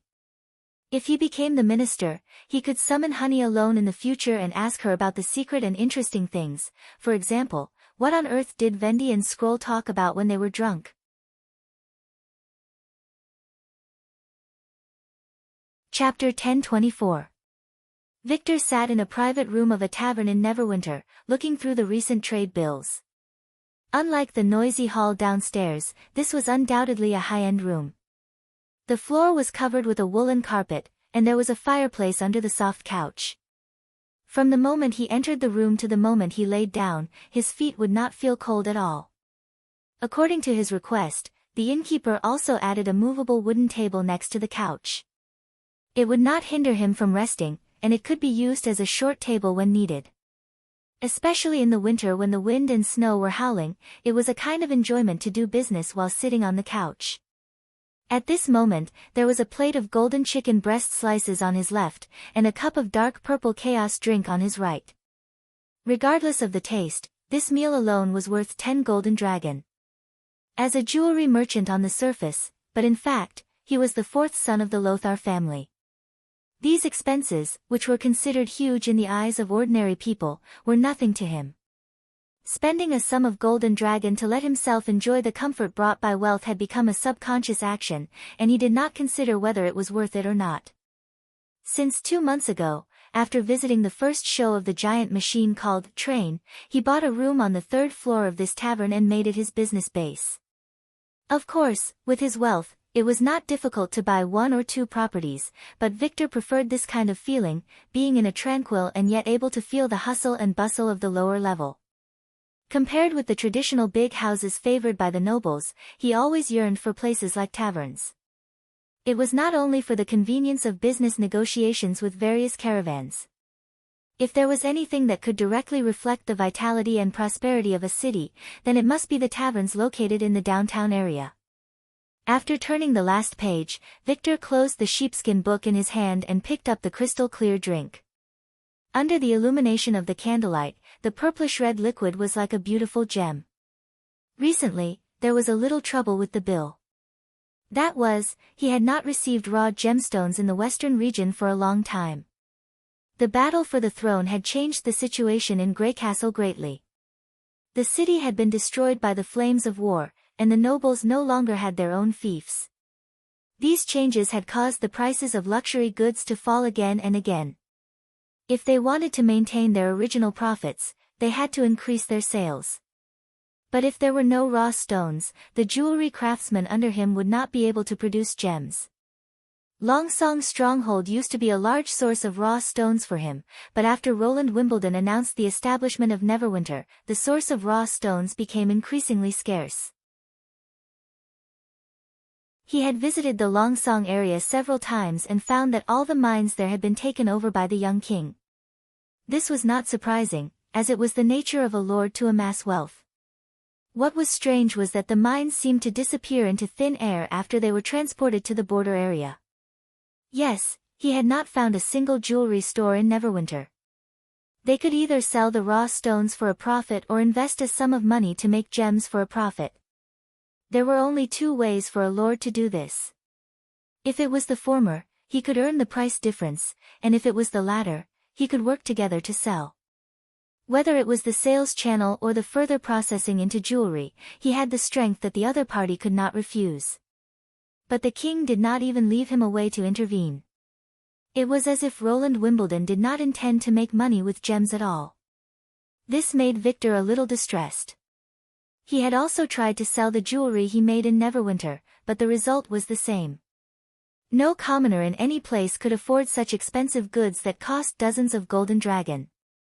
They had always been supplied to the rich aristocratic families to satisfy their need to show off and compare at banquets. But there was no aristocracy in the traditional sense here. That's right, for such a huge new city to have no interest in jewelry, this was something he had not expected.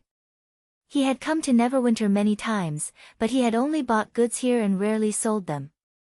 The accounts in the sheepskin book were one-sided. This was undoubtedly an unhealthy sign. The appearance of the train had made Victor realize that the future had come, but it was not evenly distributed.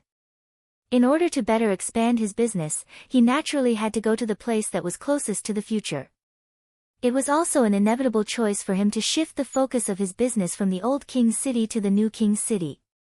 The problem was, what should he do without this industry in the future? He was not short of money. Even if he did nothing, he could still enjoy a rich life.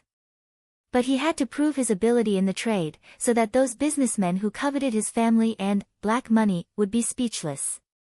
He could not let his father down. Just as Victor was thinking about how to solve this problem, the noise downstairs suddenly became several times louder, and even the floor trembled slightly. It was still early, so it should not be the time for the drinkers to enjoy themselves. Did something happen? He pulled the bell to call the maid. Excuse me. Soon, a beautiful woman pushed the door open and walked in. What can I do for you? The moment the door opened, the noise suddenly became louder. He seemed to hear someone reading something loudly. Victor pointed outside the door. What's going on downstairs? Sorry, sir. Did they disturb you? The maid smiled apologetically. It can't be helped. After all, today is the day the newspaper is on sale. Everyone is rushing to buy it. Newspaper? He repeated awkwardly. Yes, His Majesty issued an announcement a week ago, saying that it will replace the bulletin board in the square. Everyone has been looking forward to it for a long time. They all want to see what the newspaper is. Oh, another new thing. As expected of the new King City. Victor suddenly became interested.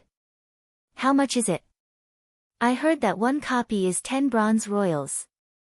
Buy 10 copies for me too. He said immediately.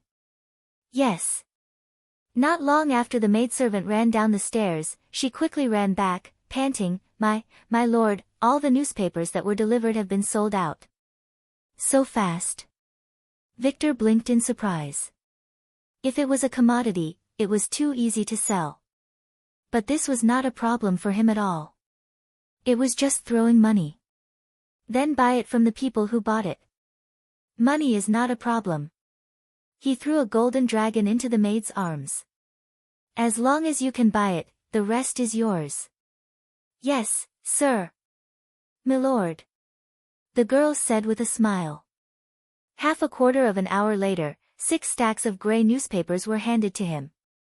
The price below has risen to 20 silver royals.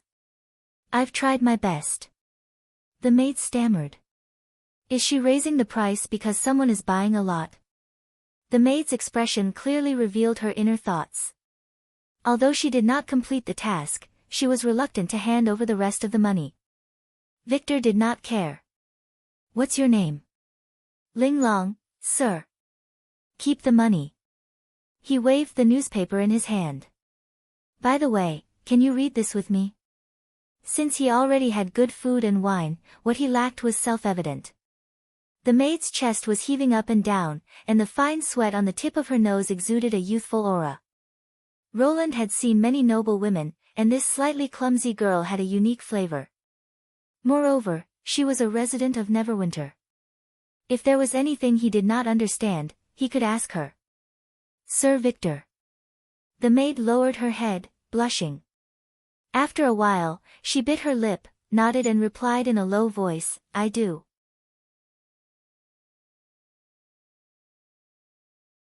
Chapter 1025. With one more person on the couch, the cushions suddenly bent a lot and made a soft creaking sound. It seems that I have to remind the innkeeper to strengthen this thing, Victor thought. Although the big bed was placed in the corner of the room, sometimes not everything could be done on the bed. Changing places often brought unexpected beauty. Compared to the 2 king cities, the tavern here was still lacking in heritage. After a while, Tinkle had cleaned up the drinks and spread the newspaper in front of him. This is... Victor could not help but raise his eyebrows. He saw that the paper was neatly covered with small words, just like the ancient books in his house. Since he was young, he had thought that his vision was extraordinary. Not only had he seen most of the strange things in the world, but he had even played with them himself. Usually, when a product was placed in front of him, he could roughly estimate its value. However, this thing made Victor hesitate. Such neat and detailed handwriting was unlikely to have been written by hand. In other words, it was highly likely that it had been imprinted. Considering the cost of the latter, the creator would usually only use it on important and rarely modified files and classics, such as the kingdom's code of law. This was where the problem lay. In order to achieve the best effect, these kinds of books would use the best materials possible. Unshaven lamb skin was only a basic requirement. Many of the covers were inlaid with gold and jewels. This was to highlight the extraordinariness of the book and ensure its durability. But what was this newspaper? The paper was obviously ordinary gray papyrus. It was of different thickness and melted when it touched water. It had no cover, and the corners were not protected. Even if it was read normally, it could not be read more than a few times. To him, this was like stuffing a luminous pearl into an iron ingot. Victor could not help but think of what the maid had said before. The king intended to use this thing to replace the announcement. Did that mean that it would print new content in the future? After asking the question in his heart, he got an affirmative answer from the maid. Yes, the announcement said that the newspaper would be published every other week, and the number would only increase. It was guaranteed that most people would be able to read it. And one copy only cost 10 bronze royals. He began to doubt how much wealth His Majesty had plundered from Hermes. How could His Majesty want to continue doing this for a long time when he would lose money every time he made a fortune? The gemstone merchants who had previously thought that there might be a business opportunity here had now completely dispelled the idea. Who cares, Victor muttered to himself. I'm not spending my money anyway. What does it have to do with me whether the other party wins or loses? It was better to concentrate on reading the newspaper. With this in mind, he shifted his gaze to the first page. At the top of the page was a bold headline, Grey Castle Weekly. The following pages were about the king's ascension to the throne and the alliance between the Kingdom of Dawn and Grey Castle to fight against the demons. He had already heard about these things, but he only knew that there were such things. After just 2 lines, Victor was completely immersed in it. The content made him feel like he was holding his breath. It was the first time he had seen such a detailed description of these 2 major events from the perspective of the higher-ups.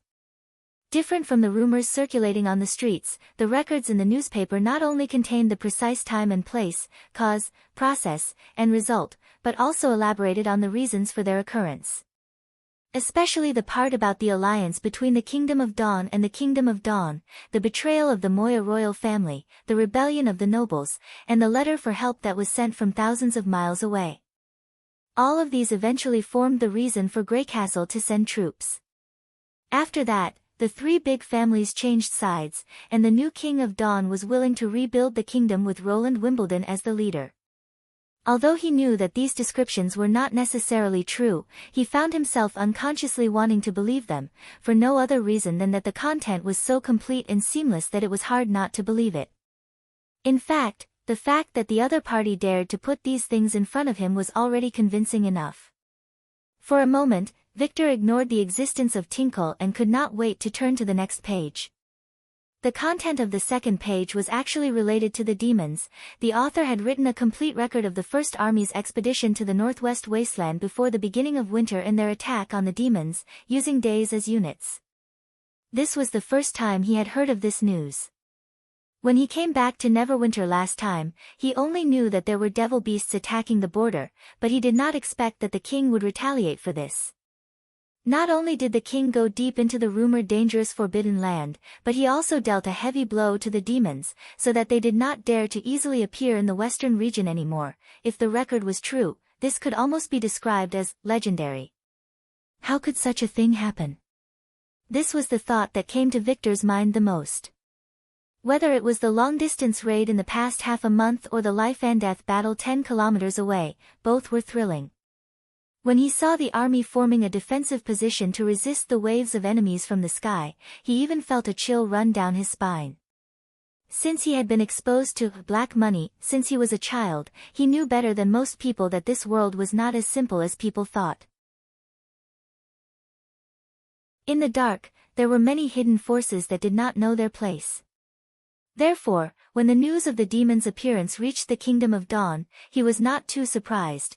The leaders of the Chamber of Commerce were probably the same. But that was all. The nobles and merchants of the Kingdom of Dawn still focused on their own interests and did not care about the battle of divine will, which was only on paper. Victor never expected that Grey Castle would have a head-on conflict with them and even win. This gave him an inexplicable feeling. He could not tell what it was, but it made him feel at ease and happy. This matter should not have had anything to do with him. After thinking about it, he guessed that the word human, which appeared many times in the newspaper, had influenced him. For a moment, Victor felt that he was on the same side as the first army of Greycastle. In the face of the terrifying and powerful alien race, the barrier between the family and the bloodline seemed to have faded a lot. He took a deep breath, licked his slightly dry lips, and turned to the third page. The content of this piece of paper was much more relaxed. It was all about the trivial things that happened in Neverwinter, and the titles were also quite novel. For example, shocking. Where did the late-night explosion in the city come from? The detective group will uncover the mystery, water pipes cracked, and the road became a skating rink, the bird beak mushroom cooking guide that Neverwinter people must know, and so on. Victor continued to read. When he flipped to the back of the newspaper, he was suddenly stunned. It was a black and white painting that took up half of the page. The scenery in it was so vivid that it was difficult to look away. Two women were holding hands and standing quietly on the snowfield. Together with the fluttering snow, they were incomparably beautiful. Below the painting was a row of beautiful words.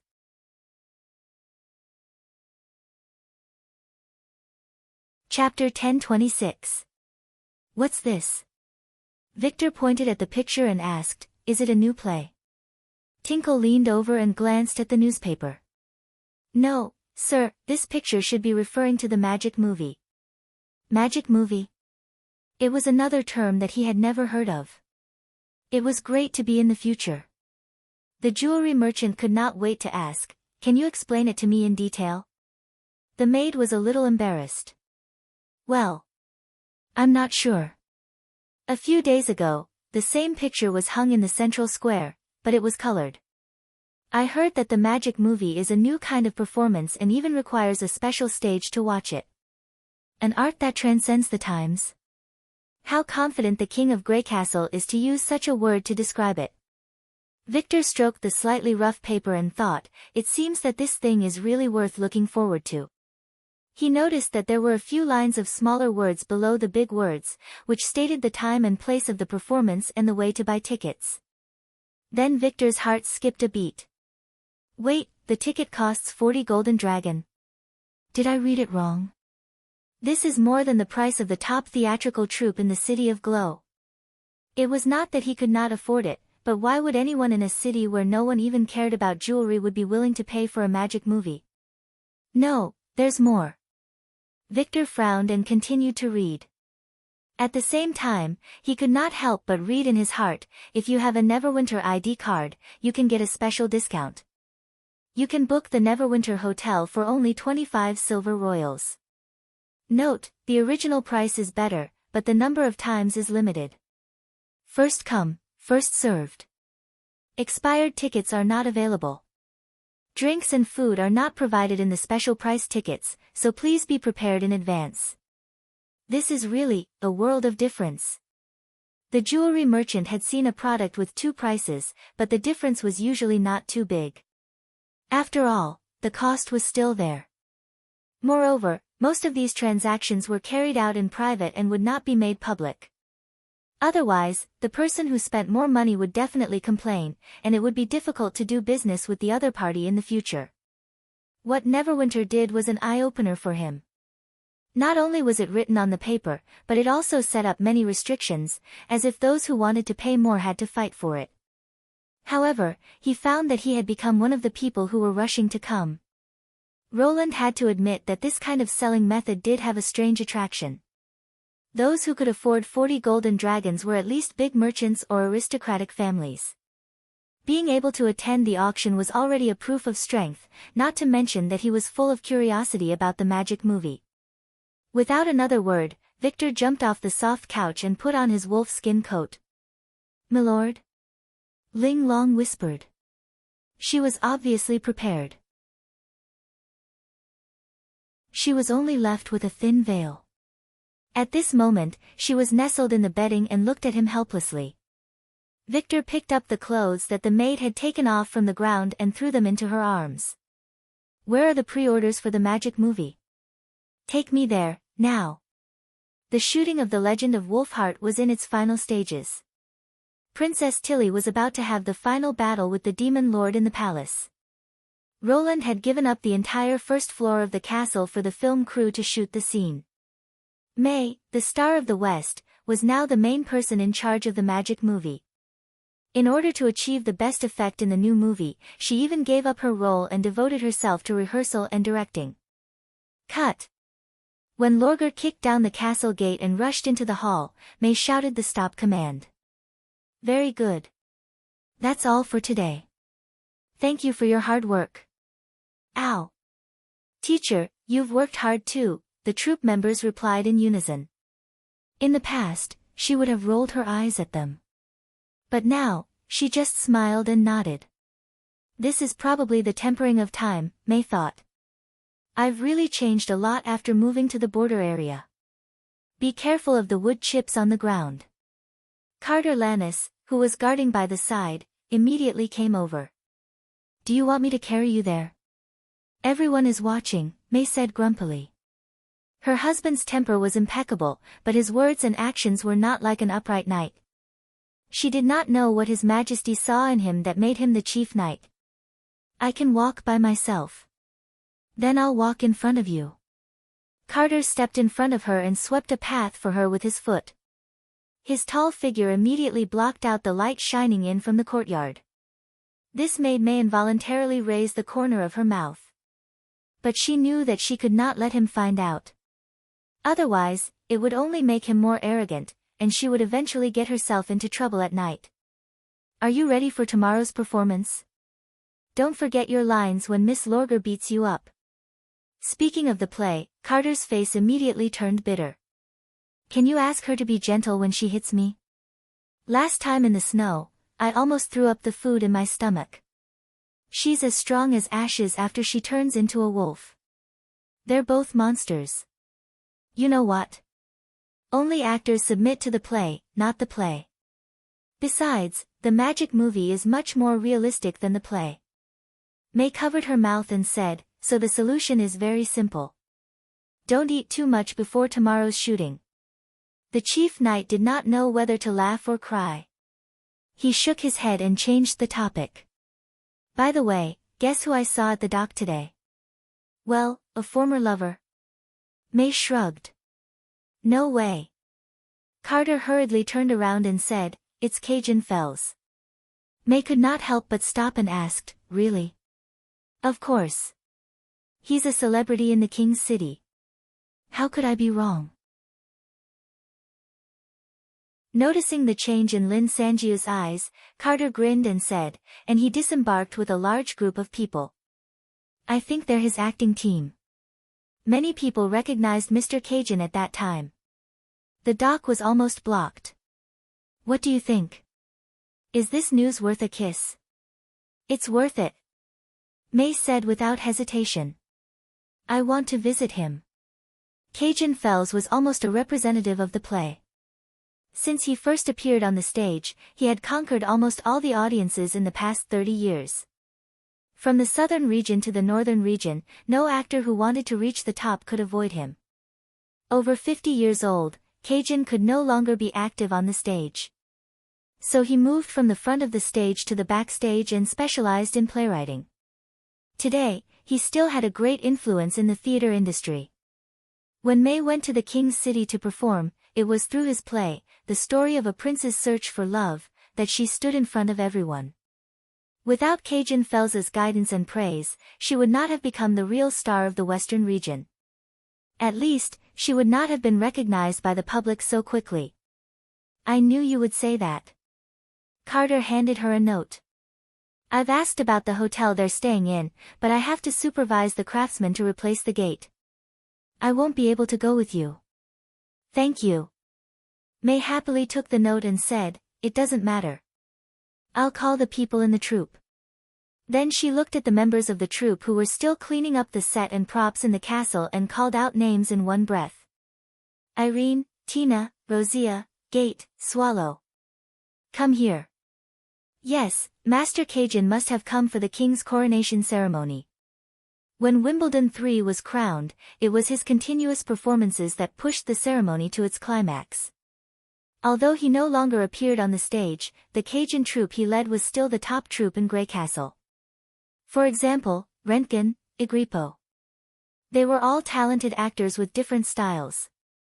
If Irene and the others could receive their guidance, it would definitely be a great help to their acting career. As expected, when they heard that they were going to visit Cajun Fells, they could not help but exclaim. Gate was so excited that he stammered, Can we really meet Cajun? I think it should be okay, May said, spreading out her hands. But you have to work harder in the future so that you won't waste this opportunity. Yes.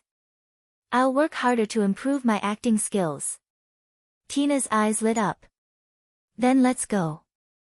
They first went to the convenience market to buy some souvenirs as gifts. Then they hurried to the Whistling Hotel, where they would be staying. Many people had already gathered in the tavern on the first floor. When they saw May and the others, they made way for them. Obviously, they had a good impression of the Star Flower troupe. Some of them even took out a pen and paper, as if they were going to record the first meeting between the two troupes. There was no doubt that those who carried such things with them were the note-takers of the publicity department. However, to May's surprise, the manager in charge of reception quickly walked down the stairs with a cold face.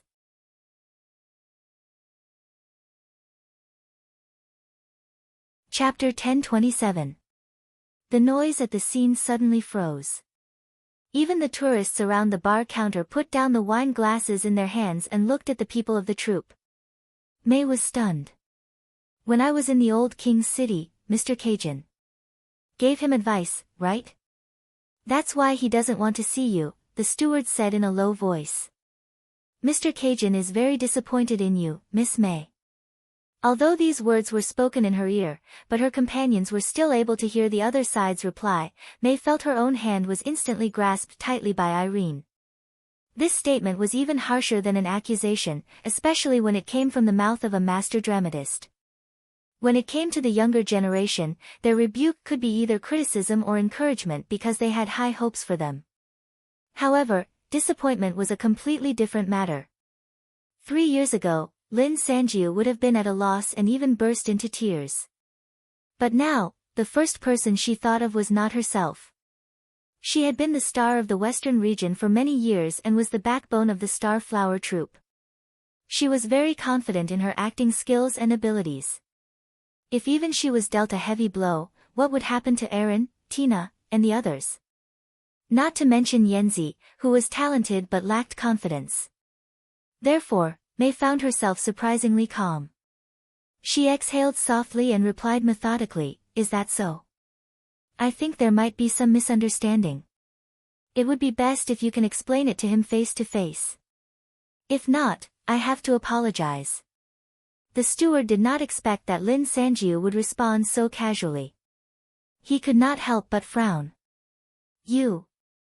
Anyway, I hope Mr. Cajun can make further progress in the theater and make a breakthrough in the ceremony. We won't bother you any longer. Lin Sanjiu took 2 steps forward and turned around. By the way, please don't call me Miss May. I'm Mrs. Lannis now. On the way back, the weather did not change, but May felt the sky was much gloomier. They were silent and no longer as lively and excited as when they first set off. When they were about to leave, Gate could not help but ask, Lady May, did you and Master Cajun really? Fool, what nonsense are you saying? Luo Xia fiercely glared at him. If Sister May really had a grudge with him before, why would she take the initiative to visit him? Isn't that just asking for trouble? What disappointment. I think you're just jealous. Everyone sucked in a breath of cold air and looked at her in disbelief. Hey. The person you're talking about is the master of drama in Grey Castle. Actually, Rosia said indignantly, Neverwinter has become the new King's City, and the Star Flower troupe is the most popular troupe in the Western region. Their status has declined, so they naturally won't treat us well. I followed Sister May all the way from Longsong to Border Town. Since she came back from the old King's City, she hasn't had any contact with Cajun's troupe. How can I be disappointed? To put it bluntly, they are looking down on Starflower's short history and lack of fame in the eyes of the nobles. So that's how it is. Irene had a look of sudden realization. It was probably because of Luo Xia's righteous and confident voice that everyone regained some of their spirits. I was wondering why the steward didn't dare to look Lady May in the eye. It seems that he has a guilty conscience. So that's why Master Cajun doesn't want to see Sister May. Of course not. May could not help but roll her eyes. With his fame, why would he be jealous of me? Outside of the western region, almost no one knows who I am, but in the whole territory of Grey Castle, even in the Kingdom of Dawn, many people have heard of the famous Cajun Fells. You guys are getting more and more ridiculous. Everyone immediately shrank their necks. Anyway, this matter ends here. Do you understand? May clapped her hands and said, "Go back. We have to continue the filming tomorrow." Back at home, Carter also asked about the visit during dinner. She just brushed it off in a few words. Regardless of the reason, May did not want her husband to be involved. After all, it was just an internal conflict in the theater circle. The filming of the magic movie went smoothly in the next few days. The atmosphere that Lin Sanjiu had been worried about did not appear.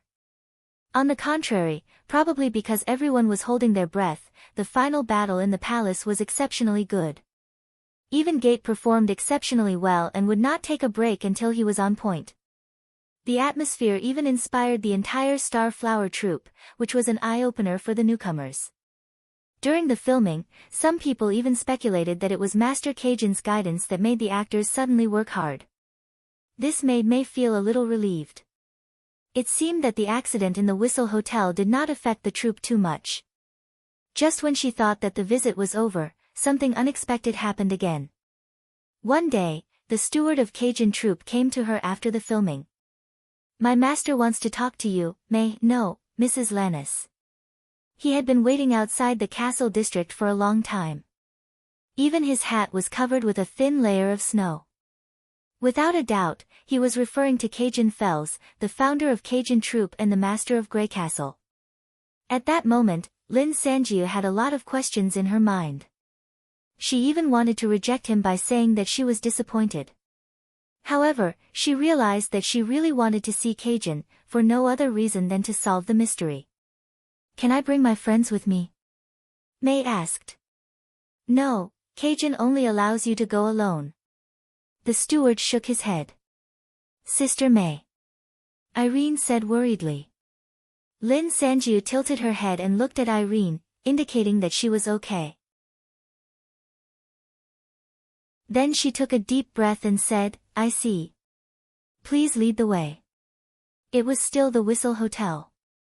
May followed the steward to the second floor and entered a spacious study. Standing with their backs against the bookcase were several familiar faces: Princess, Rentgen, Bard and Prodigal, Agripo, Flying Cloud, Bernice. These were all top-notch actors from all over the world. In A Prince's Search for Love, Lin Sanjiu had cooperated with them quite well. Meeting them again after so many years should have been full of joy. However, from their cold expressions, May only saw contempt and hostility. This surprised her greatly. Although she had given up hope for a warm reunion, the star of the Western region had the impression that even if there were conflicts between them, they would not show it so obviously. For famous actors, hiding their expressions was just a basic skill. Even if they were facing a newcomer, few of them would be willing to fall out with them. This was different from the busybodies of the Longsong Theater. The more famous an actor was, the more he cherished his fame. However, at this moment, they did not even want to pretend to be polite. May looked at the white-haired old man behind the desk. After several years, Cajun seemed to have aged a lot, but none of the actors present would ignore his existence. These people of the same generation didn't say anything. It was obvious that they were waiting for the drama master to speak. Cajun seemed to feel her gaze. He closed the script in his hand and stood up. His first words stunned May.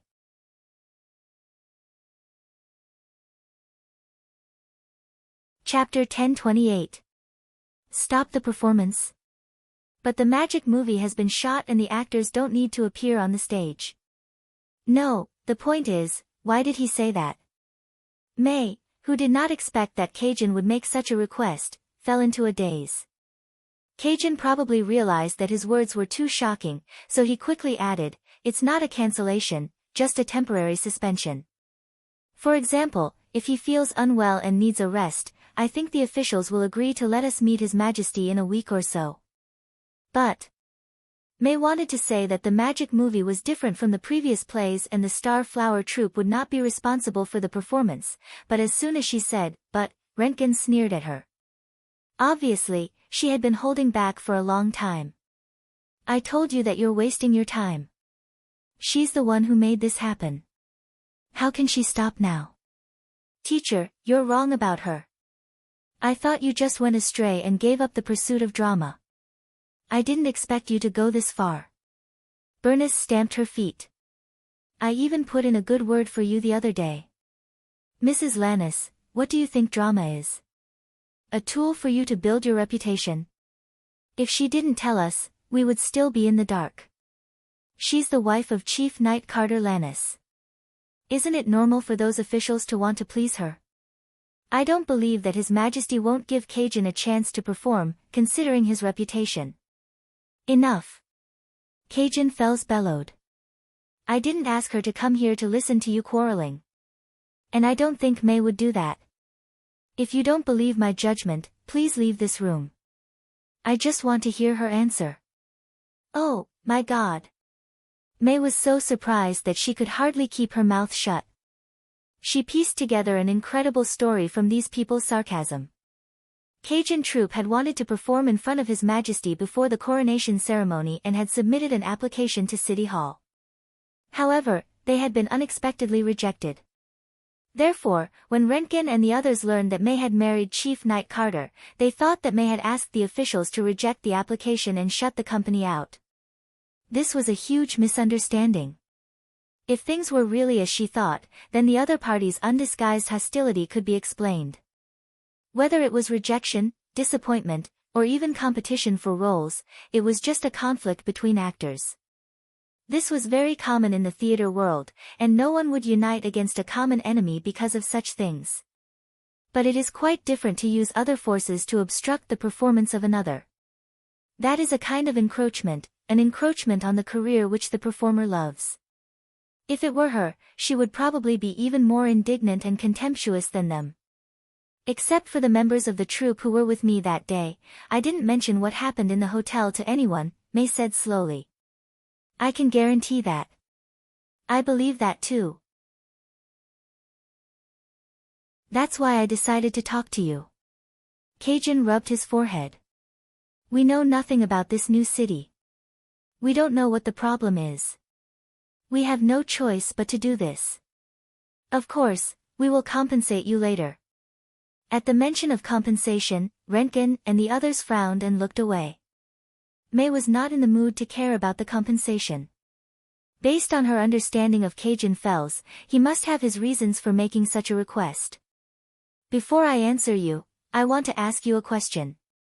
She thought for a moment and said, "Your supervisor mentioned that you were disappointed in me. Why?" The old man was silent for a while, then he waved at the other actors. "Teacher." Rentgen seemed to want to say something, but she finally shut her mouth and left the study.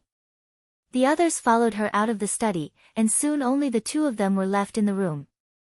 Cajun Fells stared at May, and the reproach in his eyes made May want to avoid him. "How many plays have you acted in the past 2 years?" However, what Cajun Fells said surprised her. 7 or 8. May said hesitantly. "A total of 12 plays, Cajun said, counting on his fingers. Cinderella, The Witch Story, Dawn, New City. Let's not talk about the plays themselves. Do you really think you can act them well?" May was stunned. "Have you seen them?" No, that was a stupid question. She immediately realized that her plays were mainly in the Western region, and he must have heard about them from others. Sure enough, Cajun shook his head. "I have students in all 4 regions of Greycastle, so it's not difficult for me to know about them. He sighed. But when you acted in A Prince's Search for Love, it took you more than half a year and 2 months. May did not respond. She had already understood what he meant. A vivid performance was honed by a lot of time behind the scenes. This was an unbreakable law in the theater world. No matter how talented an actor was, they could not guarantee that they could memorize every line and every action in a short period of time. In fact, because she had rehearsed too many plays, she did make a lot of low-level mistakes that she had never made before. For example, she remembered the wrong lines, used the wrong expressions, and so on. These mistakes might be hard to notice in the eyes of ordinary people, but in the eyes of the picky audience, they would inevitably appear particularly abrupt. I don't know why you moved from the Longsong Theater to Border Town and started acting in such a variety show at the same time, Cajun said in a low voice. The Lord might have ordered you to do it, but he wouldn't have forced you to do it without your own will. After all, a play is a dance in front of everyone. No one can dance with shackles. May. He did not address her as Mrs. Lannis. Instead, he used the tone he used to use to teach her. You should know very well that the level of the audience can help an actor improve his or her skills. Without high expectations and standards, how can you have the motivation to move forward? You do cater to most people, but you've given up the pursuit of higher acting skills. That's why I'm disappointed in you. May was unable to refute or even defend herself, because she knew that the other party was right. Judging from her acting skills, she had indeed been on the decline recently. Not only had she spent less time practicing, but she had also given up her role in The Wolf Princess. One play after another did not allow her to delve deeply into it. Supporting the Star Flower troupe had also consumed a lot of her energy. After a long time, she asked, "Have you been preparing for this play for a long time?" "Exactly 2 years, Cajun said proudly. "We've been practicing it every day except for the old plays. Even on the ship and in this hotel, we haven't wasted a single moment. Every detail has been perfected. All we need is a suitable platform, and these children will be able to put on a perfect play, which is even more perfect than my previous play, Looking for Love."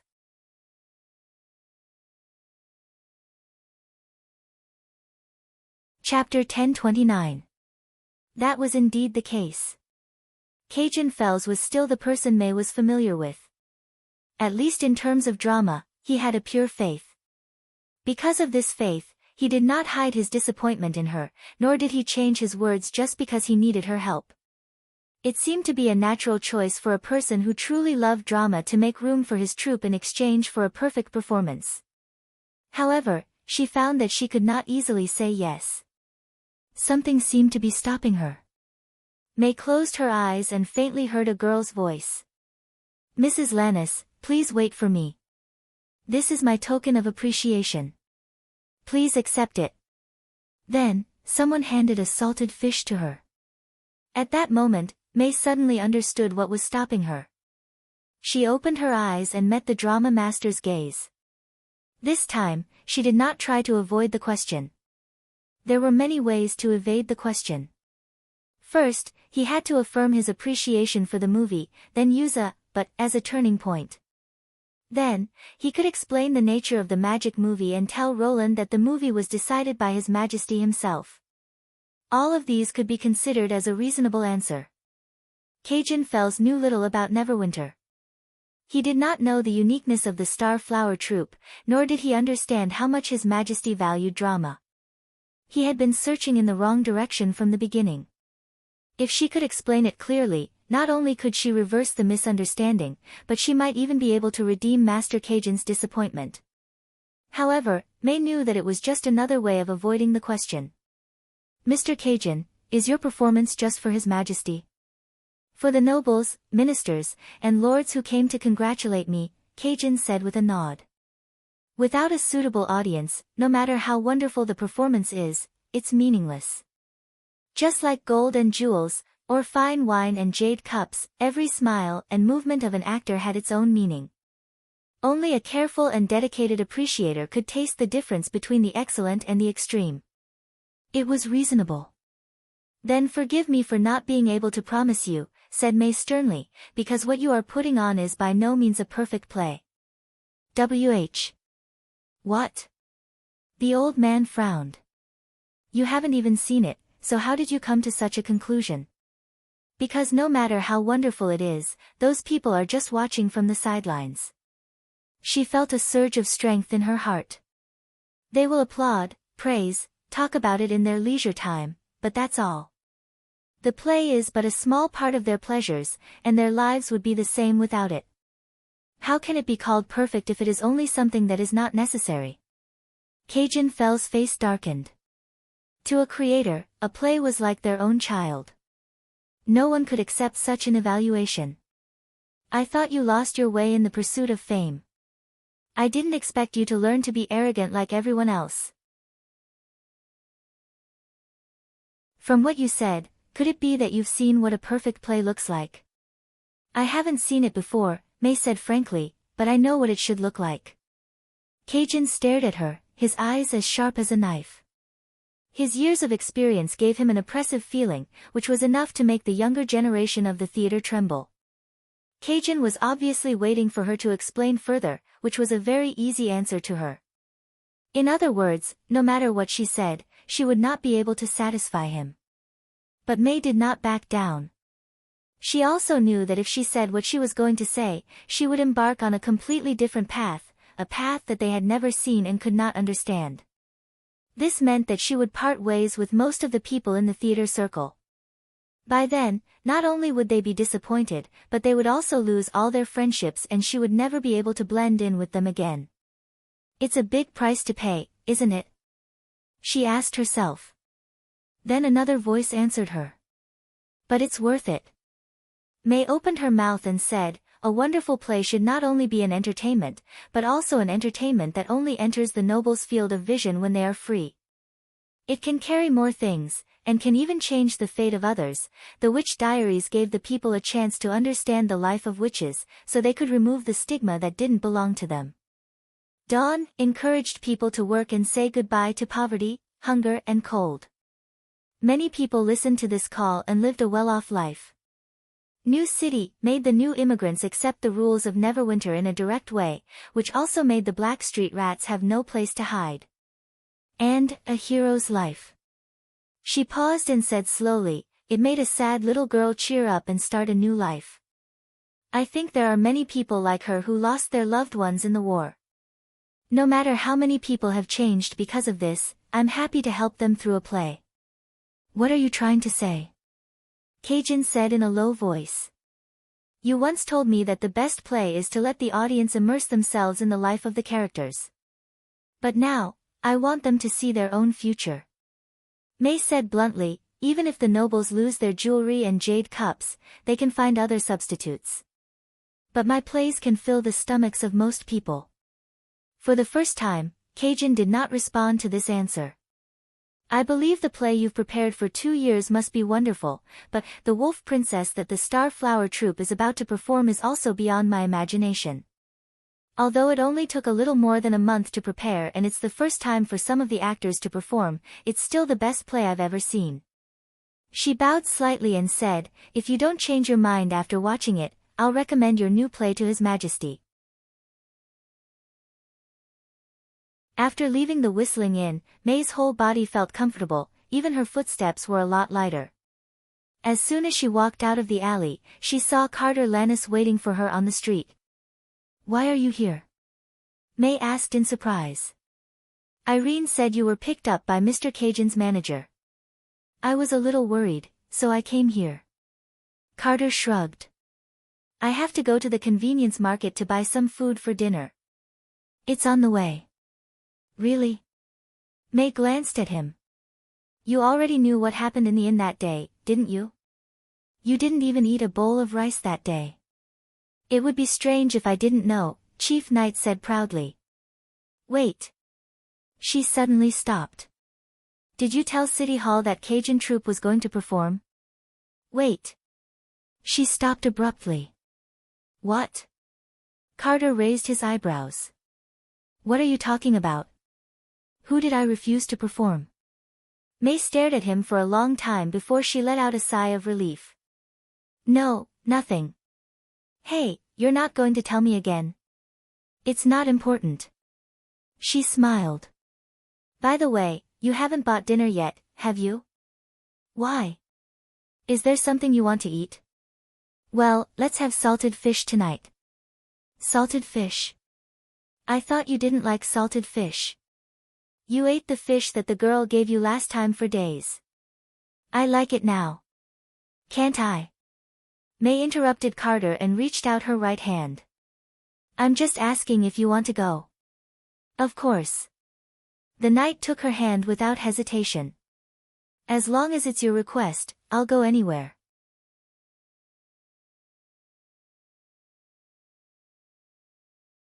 Chapter 1030. Finally, the day of The Wolf Princess's performance had arrived. As soon as the light shone through the window, Victor was awakened by a rustling sound. He opened his eyes and found that there was no one beside his pillow, except for a few strands of hair and the faint fragrance of a young girl. Ling Long, he said in a slightly hoarse voice. My lord, you're awake. The person who answered seemed a little flustered. Did I disturb you by moving too much?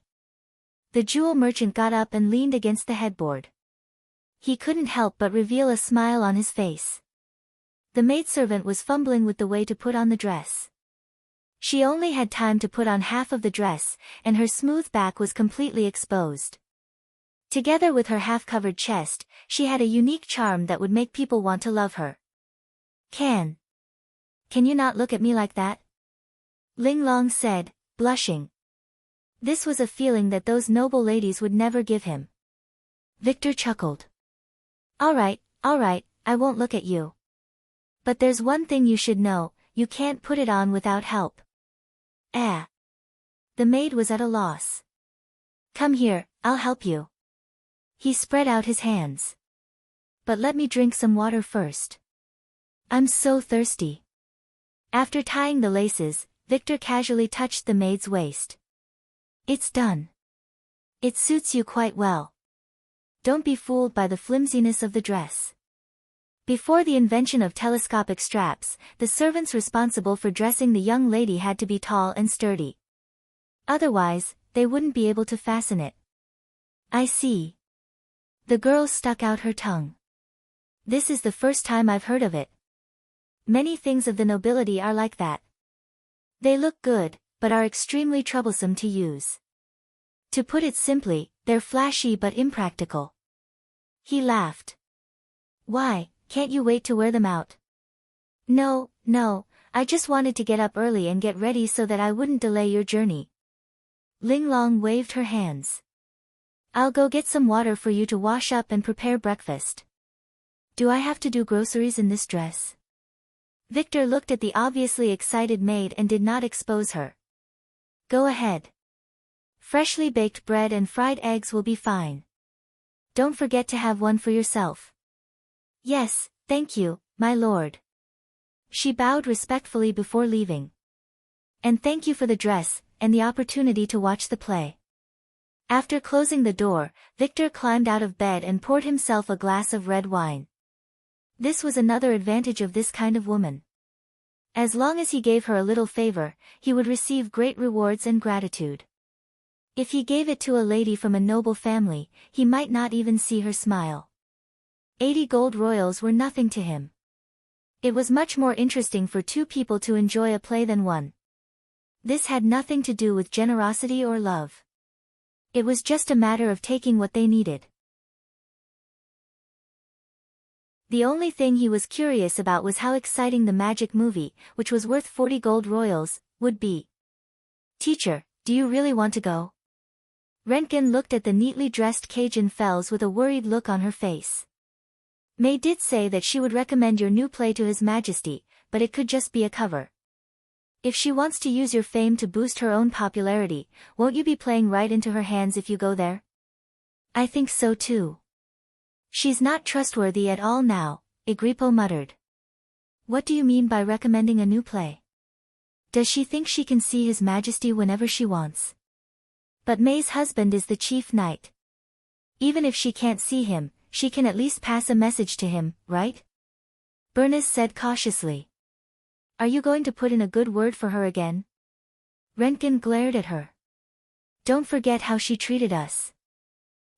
Didn't teacher say that she didn't tamper with the city hall? Who knows if she lied? That's enough. Cajun interrupted. I'm not going for this so-called recommendation. She can be arrogant, but we can't do that. Even if I don't agree with her, I have to see the play first. He snorted. How can a bunch of newbies act out a perfect story? How dare she say that? If we don't go and see it, we'll be frightened by her. Only after seeing it will we be able to better expose her, isn't it? Cajun then slapped 4 exquisite tickets on the table. So, these are not tickets, but letters of challenge. It's up to you whether you want to go or not. But remember, if you haven't seen it, don't criticize it. If you want to accept her challenge, come with me. At 10 o'clock in the morning, the entrance of the new theater was full of people. Obviously, everyone was looking forward to the long-promoted magic movie. Even though they could not afford the expensive tickets for the premiere, many people still hoped to see it through tricks. However, they were surprised to find that this theater was completely different from the ones they had seen before. It did not have a single window and looked like an upside-down bowl. Even if they pressed their faces against the wall, they would not be able to hear what was going on inside, let alone peek through the window. At the same time, it was very small. It was only a quarter of the size of the central square, no more than 15 meters in length and 1 story high. Coupled with its unadorned gray cement exterior, it was hard to believe that a play that transcended the era was about to be staged here. At this moment, Victor and Tinkle walked into the entrance of the theater with the same doubts in mind. There were many checkpoints in the corridor that only allowed one person to pass through. Only after handing over his god's stone of retaliation and his dagger could he enter. The moment they pushed the door open, their eyes suddenly lit up. Wow! Tinkle could not help exclaiming. Even Victor was surprised to find that the lighting in the theater was actually a magic stone. He had only seen such a valuable item in black money. The fact that it could be used in such a public place showed the power of the owner. Unlike the simple appearance, the interior of the theater was luxurious. For clusters of stones of lighting were hanging from the arched dome, brightly illuminating the windowless interior. Warm air gushed out from under the feet, keeping the interior in a pleasant and warm state. Rows of reclining chairs were placed in the center, about an arm's length away from each other. Therefore, the entire hall looked extraordinarily spacious and did not feel cramped at all. Victor vaguely realized that this might be the reason why the theater charged such a high price for the tickets. The spacious space brought a comfortable viewing experience, but it also resulted in a very low seating ratio. According to the number of reclining chairs, a round of performances would probably only accommodate 50 to 80 people, which was far less than any official performance. If the ticket price did not increase, it would probably be impossible to break even. But the next question followed. He looked around but could not find the stage. In the center of the hall was a thick stone pillar that was directly connected to the roof. Apart from that, there were only seats, leaving no space for performances.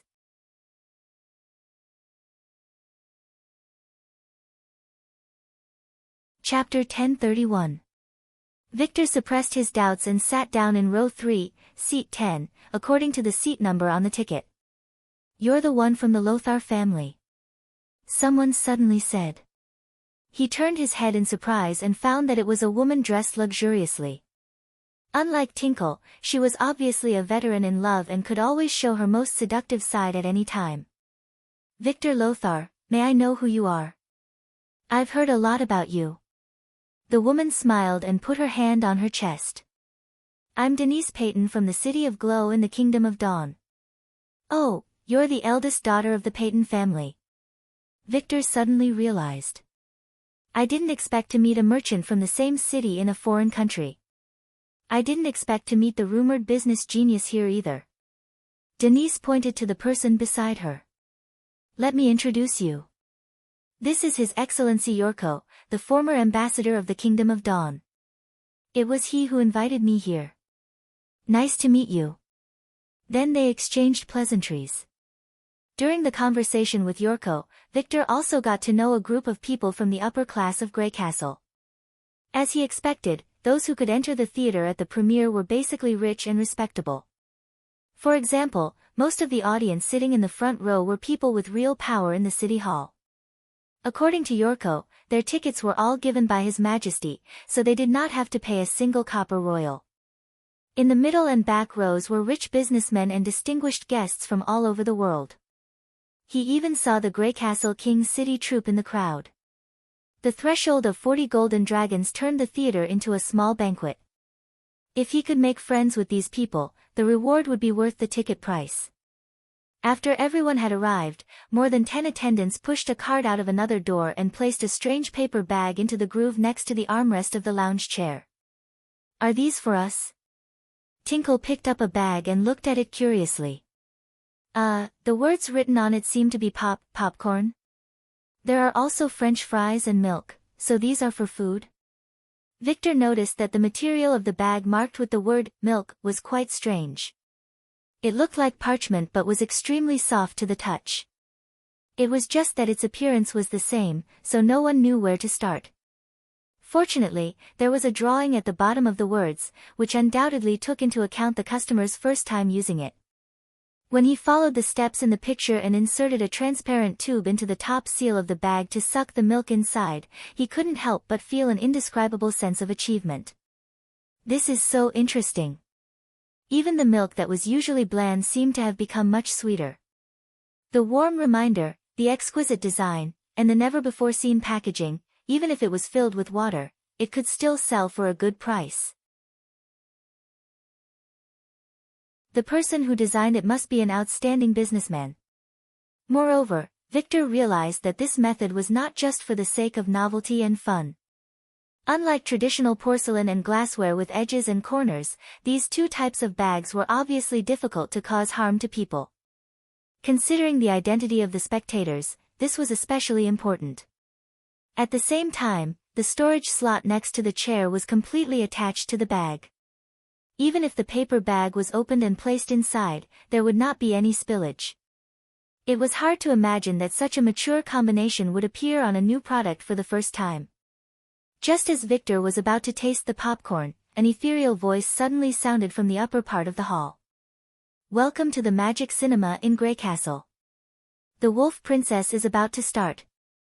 Please return to your seats and listen carefully to the rules of the movie. If you encounter any problems during the movie, please act according to the rules to avoid accidents. There was a sudden uproar in the hall because the audience could only hear the voice but could not find the speaker. First of all, the duration of the magic movie is 2 hours and 15 minutes, which is more than 2 hours and a quarter. During this period, there's no rest time and you're not allowed to leave your seats. If you need help, just pull the string of the summoning bell under your seat and wait where you are. Secondly, this will be an unprecedented viewing experience. No matter what happens, please don't panic. Please remember that it's only a special play and not a real event. If you cause any third party to suffer any damage due to your own fault, the Neverwinter Police Department will hold you responsible. Hearing this, Victor could not help but chuckle. Hey, there are people in this world who take a play seriously. They even use the word panic. It's a little like they're boasting. He took the opportunity to glance behind him. Sure enough, the faces of his fellow actors were full of sarcasm. However, Tinkle did not feel anything wrong at all. She even nervously grabbed the armrest of the recliner. Perhaps to give them some time to digest the information, the voice sounded again after a few breaths. Then, please enjoy this dreamlike time. Now, let the show begin. As the voice fell, 4 clusters of magic stones of lighting slowly rose and disappeared into the dome. The hall immediately darkened. What does this mean? The light source directly affected the overall effect of the play.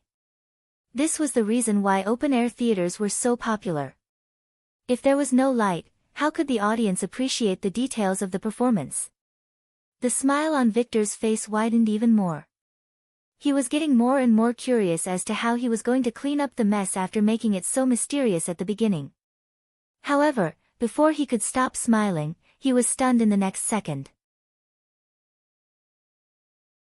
After a flash of white light, his field of vision instantly turned pitch black. This was definitely the darkest darkness he had ever seen. It was no exaggeration to say that it was an abyss. Not to mention his front, back, left and right, even the chair he was sitting on had disappeared without a trace. If it was not for the feeling under his butt, he would have jumped up. But what was even more unbelievable was that Victor found that his body was also completely hidden in the darkness. Even if he put his hand in front of his eyes, he would not be able to feel anything. He could no longer tell whether it was because it was too dark or because he had been completely deprived of his vision. The turmoil in the hall proved that he was not the only one who was surprised. The shouting and wrangling among the audience filled the air with a tense atmosphere. Panic is not just for show.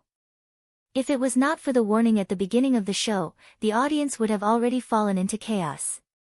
At this moment, a gentle light sprinkled down from above, dispersing the darkness and illuminating the hall again. However, the audience did not calm down because of this. Instead, they all gasped. "Oh my God!" Victor also widened his eyes. "What is this?" The scene in front of him was no longer in the theater, but had moved to the sky. He could hear the cold wind blowing in his ears, and he could clearly see the sky with snowflakes flying. There was nothing under his feet. He was at least 1,000 feet above the ground. The mountains and forests had turned into gray and white spots, like children's graffiti. This experience that he had never experienced before made Victor tremble all over. He almost used all his strength to hold on to the armrest and curl his body into the invisible recliner.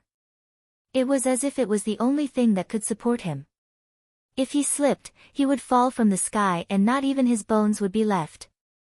In a mountain capital in the distant north, there lived two lively and lovely princesses, and our story begins here. It was not until the narration began that he realized that he was still watching a play and not being summoned to heaven by God. There are people in this world who can take a play seriously.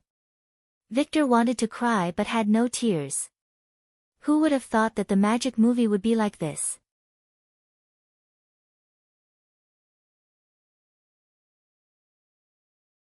Chapter 1032.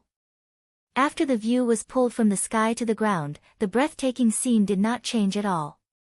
In other words, the more things reflected in the eyes, the more realistic it was. Whether it was the bustling market with people coming and going, or the magnificent inner court of the palace, everything was too much for Victor to take in. If he was not worried about causing any third-party loss, he even wanted to stand up and touch the throne with his own hands. Exclamations rose and fell in the hall.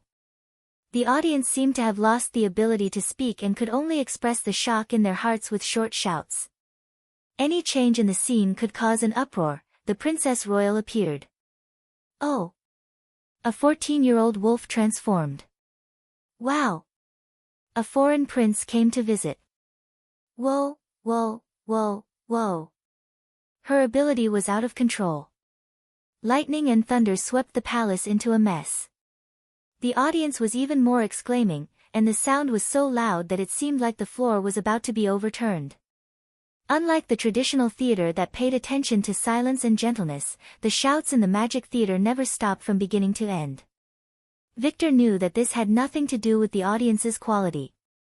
It was purely to ease the extremely contradictory feelings in their hearts.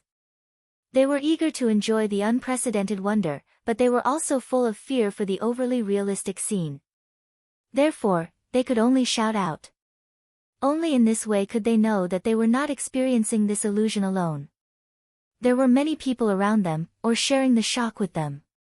If Roland was present, he would definitely understand that this was just another form of bullet screen protection. In such a shout, the Princess Royal completely transformed into a giant wolf and threw herself into the snowfield. When her huge body passed over his head, Victor only felt that his scalp was numb, and he almost couldn't help but want to run away. But at the same time, a high-pitched song entered his ears, making him instantly calm down. All the uneasiness dissipated, replaced by strong grievances, unwillingness, relief, perseverance. Several kinds of feelings alternated, and Victor actually burst into tears for a moment. He seemed to empathize with the Princess Royal who was forced to escape. He was sad for the misunderstanding of the people, but also proud of the courage. The beautiful music and the scene transformation, and even every movement of the characters in the play intertwined. The beautiful voice made his heart boil, and the description of the lyrics was more like a portrayal of himself. In this life, who had not been misunderstood? However, most people could only choose to endure in silence. Victor's fear of the she-wolf girl was gone. Instead, he applauded her for breaking free from her shackles. Through her, he seemed to see himself far away from home. There was no doubt that this was an excellent song, but for the song and the drama to be combined so perfectly, without the slightest feeling of being overpowered, this was the first time he had experienced such a sense of harmony. Judging from the applause from the audience, he was not the only one who felt it. This scene had touched everyone's heart and pushed the atmosphere in the hall to the highest point since the beginning of the performance. At that moment, Victor had already made a judgment about this new drama in his heart. There was no exaggeration in His Majesty's propaganda. This was definitely an art that surpassed the times. He lost.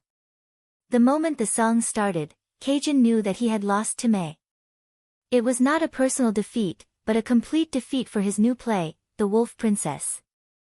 No matter how nice the story was, a play had to be watched by people. At first, he still had the time to wonder, how is this possible, and how did she do it, but he soon became numb. This so-called magic movie had completely subverted the common sense he had accumulated over the past decades and trampled on all the existing rules. The audience in the hall was already very picky. Although they were not as insightful as the old nobles who had immersed themselves in the entertainment industry for a long time, they were all experienced and knowledgeable, so it was not easy to impress them. However, at this moment, these people could not stop shouting, as if they were villagers who had never seen the world. But it was not their fault. If he had not tried his best to restrain himself, he would have shouted too. The new play prepared by Cajun's troupe could not have done this. If you put the two together, anyone would come to the same conclusion: The Wolf Princess was more exciting, and much more so. Can't they see the mistakes and carelessness of the actors? Of course not. But they could totally ignore these problems.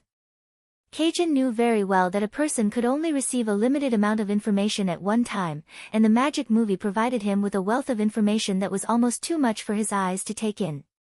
Under such circumstances, it was difficult to attract the attention of the audience even if the actors made one or two small mistakes. So this was an unfair competition? Cajun did not think so. No one knew the development of a play better than he did. The reason why famous actors preferred to work in large theaters was that the latter had enough money and could provide better costumes, props, and scenery. These were also indispensable elements of a wonderful play. His teacher had made a name for himself by putting large backdrops on the stage. His masterpiece was the invention of the detachable wooden house, which was very popular at that time. Since then, all theater troupes had tried to imitate his invention, which was how today's plays came to be.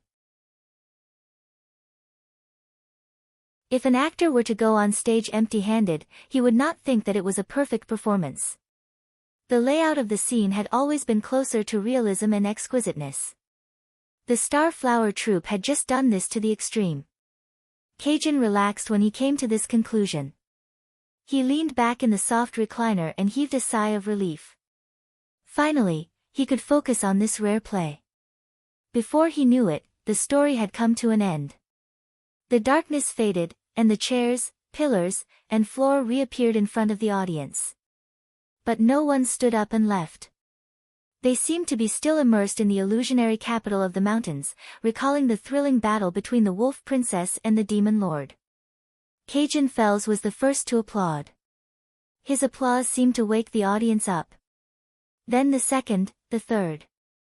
More and more people raised their hands. Soon, the applause grew louder and louder, like a thunderstorm. Teacher. Cajun was applauding. Rentgen, Agripo, and the others almost burst into tears. Bernice's eyes were already filled with tears. "Don't cry."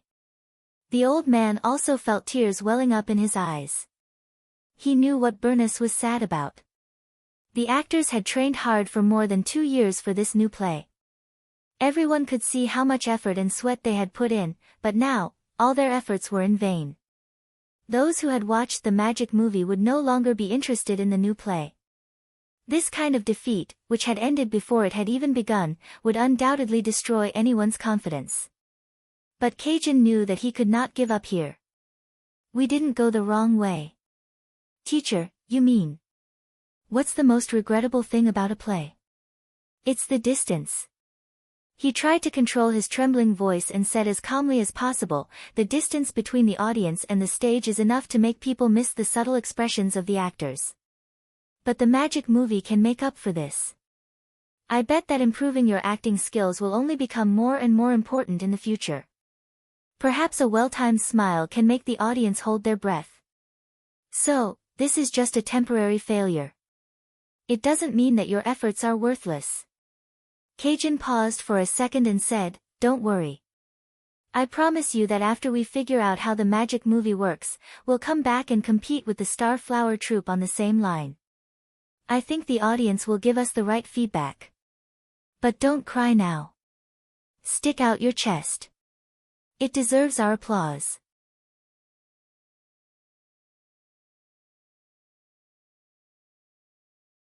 Chapter 1033. Roland was not surprised by the strong reaction and sensation caused by the magic movie. In fact, on the night of the filming, he, as the producer and one of the first audience members, was also shocked when he watched this pioneering work in the castle hall. The visual impact of the virtual illusion could not be described in a few words.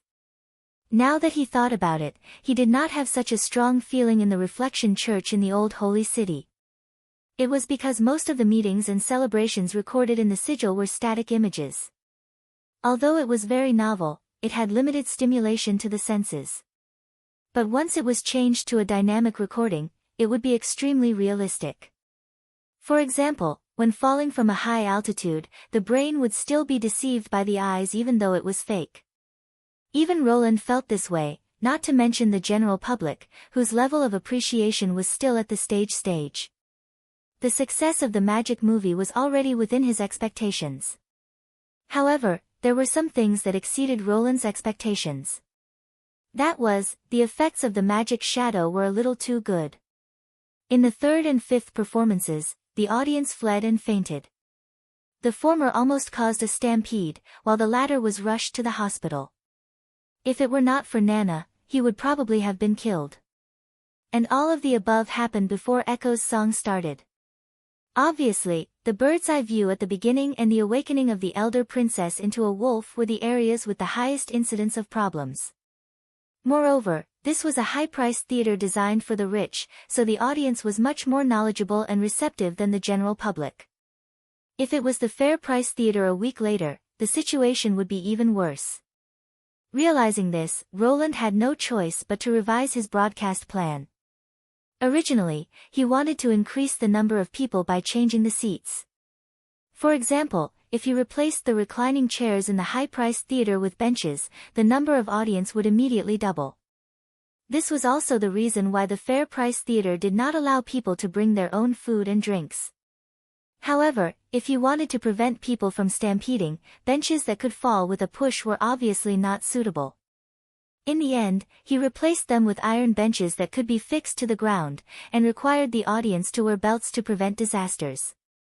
In addition, he also restricted the audience's age and physical condition.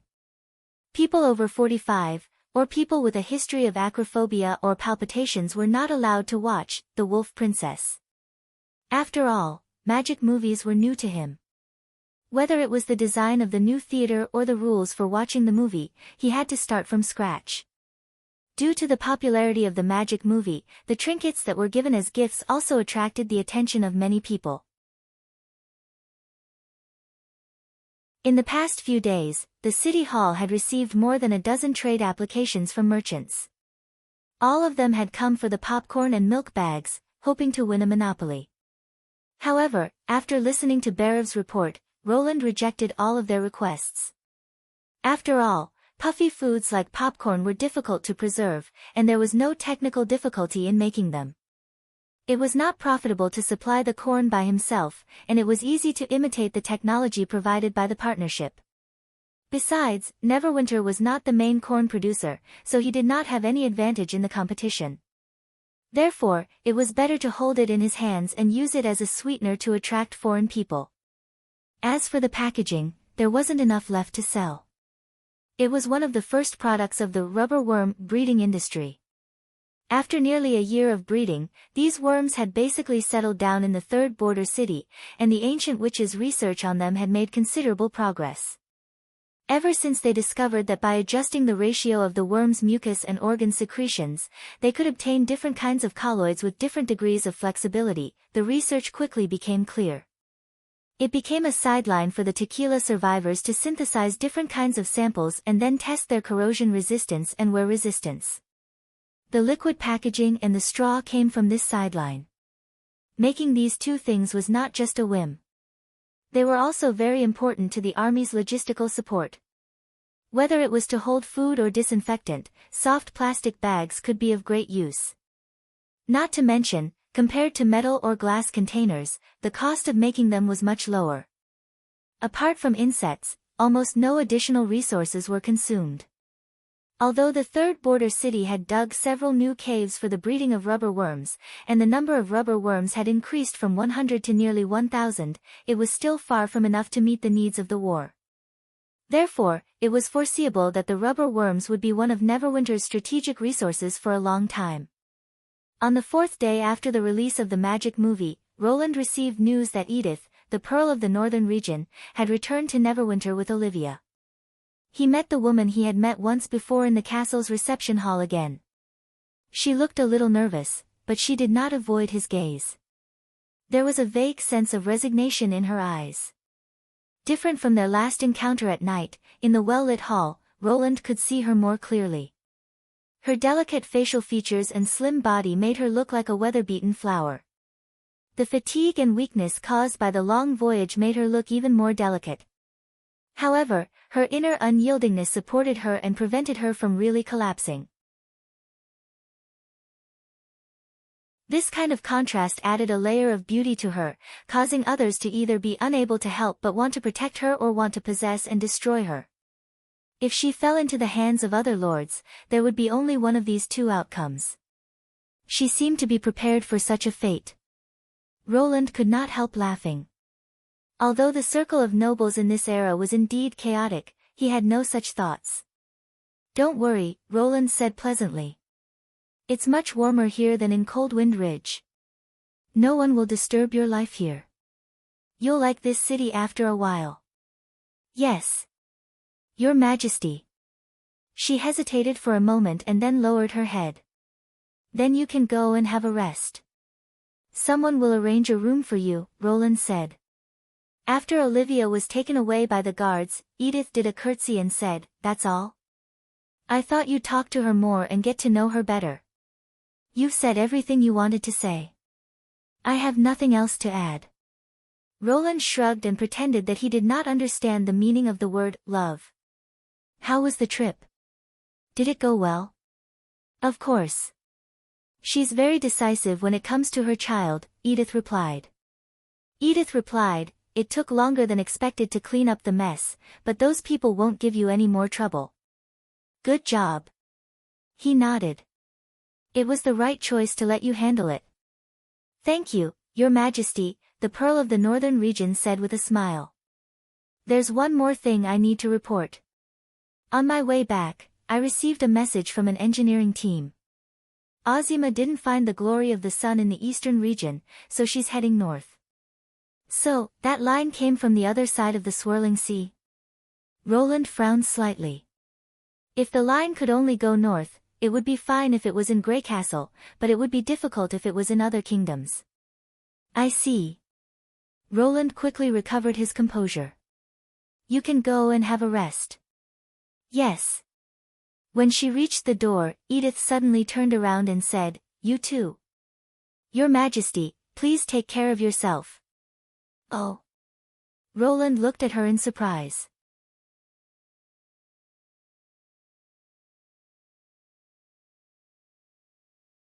Chapter 1034. That girl is too presumptuous, Nightingale said discontentedly as she emerged from the mist. What does she mean by that? Indeed, ever since he had talked to the Pearl of the Northern region about how Iron Axe dealt with the nobles, her attitude had changed slightly. She seemed to have let go of herself. Although for Roland, this was not a bad thing. He thought for a moment. Can you tell if she's telling the truth? It's true. Nightingale curled her lips. At least she didn't lie about wanting you to take care of your body. Otherwise, I would have taken control of her and interrogated her. In that case, let her be. Roland laughed. If I have to guess everyone's thoughts, it'll be too tiring. I don't have that much energy. Nightingale, who had been indignant, suddenly froze. Then she pretended to look away and said, You're right. I only have to worry about 1 or 2 people. You're so good at hiding it. You're really showing your thoughts on your face. Roland tried his best not to smile. He cleared his throat and said, Then let's go back to the office. There's a lot of work to be done. For example, putting into use the 2 internal combustion engines that had passed the prototype test. Having a power source was only the first step. How to mass-produce them and manufacture the corresponding mechanical equipment were all difficult problems. In addition, there was also the design and assembly of armored trains, the production of biocolloids, and the expansion of more factories and armies. However, compared to another thing, he could put these work aside for a while. Although it did not have much significance, it was necessary to gather the people's support. The moment Olivia arrived in Neverwinter, it meant that all the conditions for the coronation were in place. A week later, the castle district of Neverwinter was opened to the public for the first time. Under the guidance of the police and guards, thousands of screened people gathered in the courtyard, excitedly waiting for the coronation of the new king. Outside the castle district, the streets were decorated with lanterns and streamers. Even the sporadic snowflakes in the sky could not dampen the enthusiasm of the people for the celebration. For this grand ceremony, the Lord's castle was also temporarily remodeled. The outer wall of the vestibule was removed and replaced with a fence that did not obstruct the view, and the yard was removed and replaced with a flat lawn. As long as he ascended the long slope to the castle area, he would be able to have a panoramic view of the entire ceremony. Both sides of the castle were hung with red banners with black edges. The banners hung from the roof all the way to the ground. The color combination was particularly eye-catching in the snow-covered background, and it also added a sense of gravity to the not-so-grand castle. The biggest change came from the second floor of the castle. It was as if overnight, a diagonal support had been built on the bare facade, causing a half-empty balcony to appear on the second floor. The front of the terrace faced the vestibule gate, where the king would undoubtedly receive the blessings of his subjects. Only the designer, Minister Carr, knew that the platform structure, which was completed quickly, was created by the witches. After Miss Agatha extended the ice wall on the castle wall, Miss Soroya drew a brick layer, and it became a part of the castle that was indistinguishable from the real one. In such weather, the thick ice wall could last for a few days. At this moment, there was another scene in the castle. Your Majesty, are you ready? Vendi's voice came from outside the bedroom. All the ministers and guests have arrived, and we're just waiting for you. I see. I'll be ready in a minute. Roland responded and turned to look at the girl in a pure white dress. What do you think? Wait a minute. I'm still a little nervous. The girl was Anna. She stood in front of the window and looked down at the noisy crowd through the curtain. Her blue eyes were obviously rippling. Do you really want to go on the stage with me? The ceremonial officer said that such a thing has never happened in previous coronations. She was not as fearless as he thought. Roland realized that although Anna had always been smiling at him, when the moment really came, she would still be worried and confused. Her excellence in learning and love for new knowledge made her full of confidence most of the time. When she devoted herself to creation and manufacturing, she shone like a genius. But apart from these halos, she was just a girl in her early 20s who grew up in a remote village. Now that she was about to face the eyes of tens of thousands of people, it was impossible for her not to be nervous. Thinking of this, Roland smiled and said in the softest voice, "Then I'll be the first person to make an exception. Or, do you want me to crown myself alone?" "Of course not," Anna shook her head. Roland walked up to her and hugged her. "Then I'll put it another way." "Put it another way?" "Well." He took a breath and pretended to be serious. "Miss Anna, I want to hire you as my wife. Are you willing?" Anna could not help but laugh. "No way.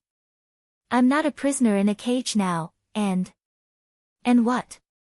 The engagement time is too short." She hammered Roland's shoulder hard and then reached out her right hand, which was wearing a white veil. "Thank you, Roland. Take me down." Roland held her palm firmly. "Yes." Opening the door, they slowly walked through the corridor, went down the stairs, and entered the hall on the first floor. The noisy hall immediately quieted down. Everyone stood in 2 rows and slightly bowed their heads, welcoming Roland's arrival. He walked along the line. On the left were the witches of Neverwinter. He saw Tilly, Ashes, Nightingale, Vendi, Lightning, Agatha. One by one, familiar faces came into view. Compared to the refugees who had nowhere to go 3 years ago, they had now reintegrated into the new social order and gradually became an inseparable part of the human kingdom. On the right were the officials of City Hall and representatives from various places, such as Barav, Edith, Iron Axe, Carr, Kyle, Theo, Yorko, and so on. Together, they formed the power structure of the Kingdom of Greycastle. They had turned from ordinary people into rising political stars.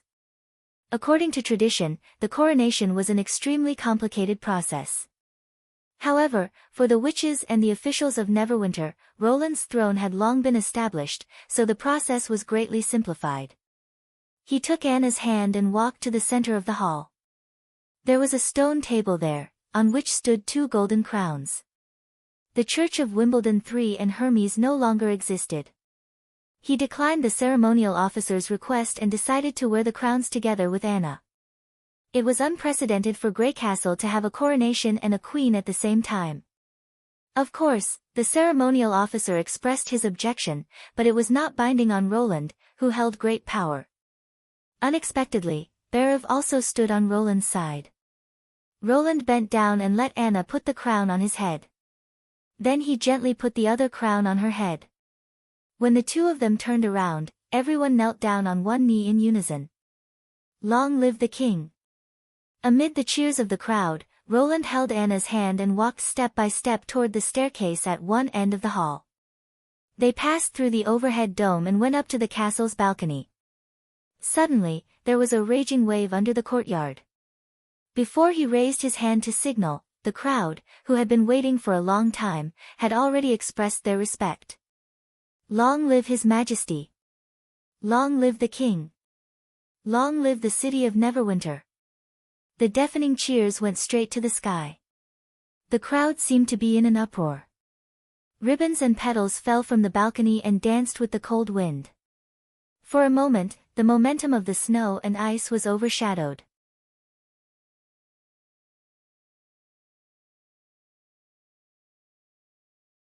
Chapter 1035. At the same time. The City of Glow. Hearing the noon bell, Horford Quinn put down the quill in his hand and looked to the southwest. The news of Wimbledon's coronation had not only spread throughout Greycastle, but also a large number of propagandists in the Kingdom of Dawn. According to the leaflet, if there were no accidents, this was the time for the young man's coronation.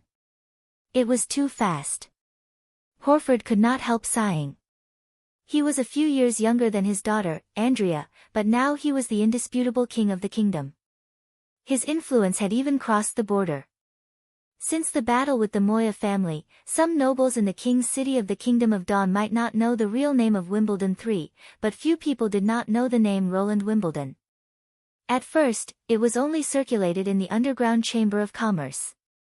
Later, anecdotes about this prince spread through various channels, like wildfire sweeping across the grassland. 3 years ago, he was just a lord of a remote town and the least favored of all the members of the Wimbledon royal family. Such a rapid rise was like a fantasy. It was not an exaggeration to call him a monster. Many of his actions were unfathomable, like a monster. Take this coronation ceremony for example. Since ancient times, he was probably the only one who chose to hold a coronation ceremony in the winter when the months of demons were wreaking havoc. Usually, a king like this would only appear in times of turmoil or chaos. Thinking of the inside story of the Battle of Divine Will, he faintly felt that this world might usher in an earth-shaking upheaval. "Your Majesty," the guard interrupted his contemplation. "Sir Hill Fawkes sent a letter." "Oh." Horford withdrew his gaze. "Open it and read it to me." "Yes." "Your Majesty" was indeed an intoxicating title. He had been the hand of the king for nearly 20 years and had called him, "Your Majesty," countless times. He had long thought that he had developed a resistance to it, but when someone called him that, he could still feel something swelling in his heart. "Then I'll give my blessing to the King of Greycastle." Horford knew very well that the reason he was able to sit in this position and make the other restless people back off was because he had the support of the neighboring countries. Those aristocratic families were not afraid of the sword and saber in the hands of Knight Quinn, but they were full of fear towards the world-destroying thunder. In this time of great change, tying the fate of the family to the war chariot of Greycastle was the safest way. According to the letter, a mining team from Greycastle has entered the border of the Kingdom of Dawn. They hope to receive your assistance and support. Inform Earl Luashi of this matter and let him lead the knight group to welcome them, Horford quickly ordered. You also take my verbal order to inform all the lords on the way to provide all the necessary help to this team. Yes, Your Majesty. Archduke Island, Wolfheart Sea. Although this place was far away from the area affected by the months of demons, the passing wet and cold sea breeze still made the town appear bleak. Few people walked on the muddy streets, and only the dock area barely maintained some vitality. Therefore, an open-air wine shop set up next to the warehouse at the dock was particularly eye-catching. It mainly provided extremely cheap warm wine for sailors. Compared to the taverns that could shelter them from the wind and rain, passers-by generally just wanted to drink and dispel the chill in their stomachs. Very few people would stay after drinking, but at this moment, nearly 100 people gathered in front of the wine shop. It also attracted the attention of a woman in coarse clothes. "Farina." Someone whispered, "What are you looking at?" "We should go." "Demons," she replied. "What?" The latter's expression changed. "I heard someone mention demons," the woman called Farina repeated. "Wait a moment, Joe." The man hesitated for a moment, but finally lowered his head and replied in a very low voice, "Yes. Your Majesty. This is not an order." Farina waved her hand indifferently and then moved a few steps closer to the crowd, hoping to hear more clearly. "I've never seen such terrible monsters. They have wings longer than humans and fangs as thick as arms. The city wall is nothing to them." The source of the voice seemed to be a sea merchant. The feeling of being surrounded by the crowd made him particularly proud, and his voice became louder and louder. "But this is not the most terrible thing. There is another kind of demon sitting on those demons. They look like humans, but much stronger than humans. The spears they throw seem to have eyes, fast and fierce, and even armor can't stop them. I'm not afraid of being laughed at, but I almost wet my pants at that time." Gasps could be heard from the crowd. "Are you serious? Doesn't that mean they are invincible? If they only stay in the sky, they can't touch them at all." There was also a small group of people who expressed disdain. "You're just bluffing. Demons? Can you tell the difference between demonic beasts and demons?" "That's right. Go to the Hermes Plateau. There are all kinds of monsters there. I'm afraid that you will wet your pants so easily. Don't freeze your little brother. Bah, you know nothing. The sea merchant shouted. That's the name given by His Highness Roland Wimbledon. He has been in the western region for many years. How can he not know the difference between demonic beasts and demons? In my opinion, demonic beasts are a group of disorderly refugees, while demons are a well-trained army. Have you ever seen those beasts attack the city in batches and focus on different areas? If what you said is true, how could Grey Castle withstand it? You don't understand. It was indeed very dangerous at that time, but there was a flash of fire and lightning on the city wall, just like a raining hail. He spat. The demons exploded in the sky in the blink of an eye. Flesh and blood splattered everywhere. One even fell in front of the hotel I temporarily stayed. The big hole in its chest was almost the size of a bowl. God knows how they did it. Even a bed crossbow can't have such power. According to what you said, the prince's strength is no different from that of God? Ha, otherwise, how do you think he killed the church? Hearing this, Farina suddenly clenched her fists. Joe pressed down on her shoulder and shook his head at her silently. I know. She took a deep breath and let go of his hand. What do you think about this? The bloody moon hasn't appeared yet, so it's impossible for demons to appear in the barbarian land. However, his description of demons is similar to the records in the Holy Bible. It doesn't seem to be fabricated, so I can't tell. Joe paused and looked a little worried. However, these are all related to us, unrelated. Farina interrupted. You're right, Joe. We have to solve our own problems first. After the death of acting Pope Tucker Tolden, she followed his will and evacuated the new holy city with the rest of the Judgment Army, intending to rebuild the church on Archduke Island in the Kingdom of Wolfheart. Archduke Island used to be the stronghold of the witch organization, the Blood Fang Association. After it was destroyed by the army of the church, the holy city stationed people there to prevent the witches from making a comeback. Archduke Island was an ideal place to settle down. However, they did not expect that the news of the holy city's destruction would spread faster than their footsteps.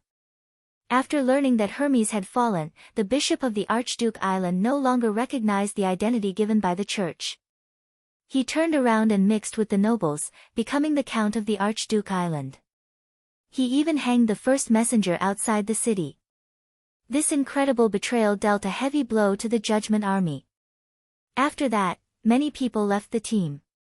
Now that they had been in Archduke Island for half a year, they could only hide like rats on the street. If they could not raise the church flag and reunite the people, she was afraid that the church would be completely destroyed in her hands. There was no doubt that the only way to save the precarious situation was to sacrifice the traitor. The difficulty was that the enemy also had a team of Scourge. This battle was bound to be extremely tragic. Let's go. Farina pulled up her hood and looked at the wine shop for the last time. The sea merchant was still talking. There are many interesting things there. For example, the black iron ship as big as a hill, the giant building taller than the Tower of Babel. As long as you go there once, you'll never forget it. Tell me all about it. I'll add more wine for you. Are these all the works of Prince Roland? Hey, of course, but you can't call him Prince anymore. When I left Neverwinter, he had decided to officially ascend the throne. As for the date, let me think, it should be today. Oh. So he's the king of Grey Castle now. Ha, that's a good title. The sea merchant raised his glass full of wine. Since it's such a coincidence, let me propose a toast to the faraway king of Grey Castle. A toast to the king of Grey Castle. Everyone cheered and raised their glasses. The king of Grey Castle. Farina sneered. You can continue to build your seemingly prosperous kingdom in the ravine. When the battle of divine will comes, this world will eventually become a ruin. Sooner or later, we'll meet again in the real hell. The only difference is who comes first and who comes last. If I can't defeat the traitor this time, I'll leave first, but if I win, I'll wait here quietly for the news of you falling into hell.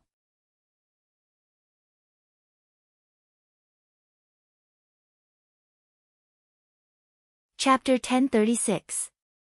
At the source of the silver stream in the sand sea of the southernmost region. Brian was sitting in his tent, waiting for news from the front line. In front of him were Gwell's Burn Flame, the chief of the Wild Flame clan, and Thuram, the elder of the Osha clan. The two of them had now become the representatives of the Majin clan. Together with the commander of the gun battalion, who represented the great chief, all the leaders of the Sand Nation had gathered here. The cold wind in the desert made the tent flap noisily, but the inside of the tent was unusually warm. It was as if they were sitting on a huge brazier. No matter how cold it was on the surface, they could always feel the hot air gushing out when they put their feet in the salt sand. The effect was comparable to the fire beds and heaters in Neverwinter. The locals even invented something called a sand bed. They dug a shallow pit in the ground that was as wide as a person and replaced the white salt sand with fine sand that had been sieved. Then, they buried themselves in the sand to maintain their body temperature to the greatest extent possible. The fine sand was soft to the touch and even more comfortable than a linen quilt. If one could pitch a tent above one's head, one could spend the whole winter comfortably. Unfortunately, it was this geothermal heat that destroyed the vitality of this place. The salt in the seawater constantly seeped out, turning the desert of about 100 kilometers into a snowy white. Not to mention flowers and trees, even sandworms and poisonous scorpions were hard to see. Without an oasis, there was no source of food. Such a large plain was no different from a dead land. In terms of desolation, perhaps only the Blackwater Swamp was more desolate than the southernmost region. For hundreds of years, the Majin people had only built a few scattered wooden houses at the border of the saline alkali land to provide temporary shelter for those who came from afar to collect salt. But now, the situation had changed. "You're very calm, young man." Gwell suddenly broke the silence. The Wildwave clan and the Cutbone clan are both the most powerful clans in Iron Sand City. The great chief can easily defeat them, but it doesn't mean that those small tribes can do the same. Why are you so confident in them? Seeing that someone had started the conversation, Thuram hurriedly added, "In the past year, no new tribe in Iron Sand City has been promoted to become one of the 6 major clans. Obviously, they control all the resources flowing into the city. But in the southernmost region, as long as there's enough food, the clans can quickly recover. I'm afraid they're even stronger than before you came here." Confidence? No. Brian shook his head slowly. "I don't have such feelings for them." "Then, why didn't you mobilize the great chief's troops?" Thuram was a little surprised.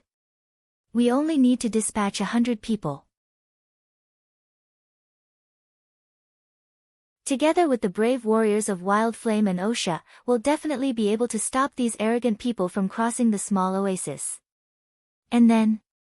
Let the First Army patrol the Silver Stream Oasis forever and act as the guardians of those small tribes?" Brian looked at him. "Do you think that's what His Majesty wants to see?" This. Thuram was at a loss for words. Soon after the Great Relocation Plan was implemented, the development of the southernmost region was also initiated.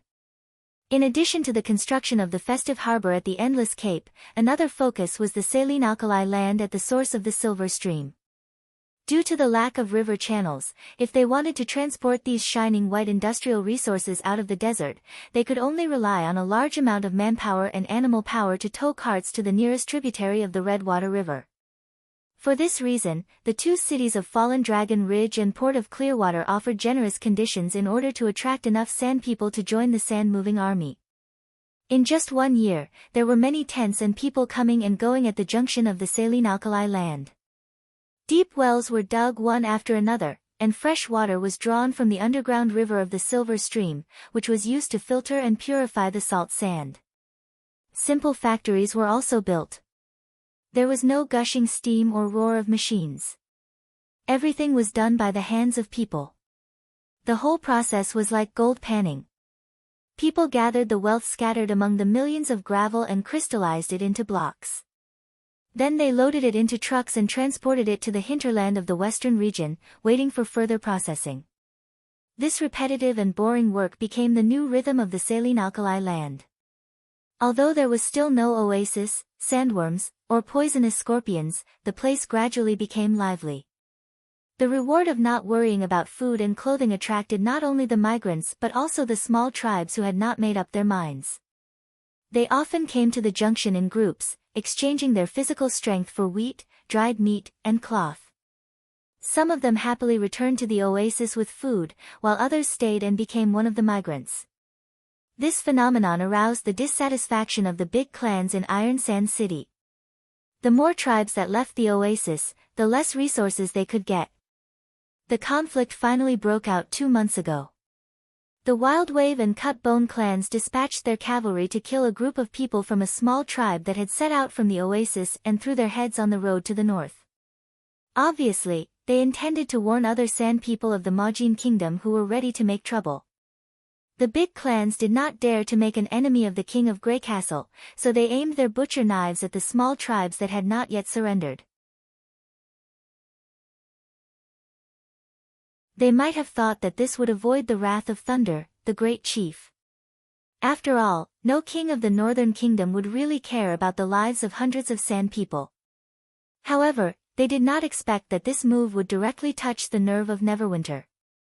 Reducing the population for no reason was undoubtedly one of His Majesty's biggest taboos.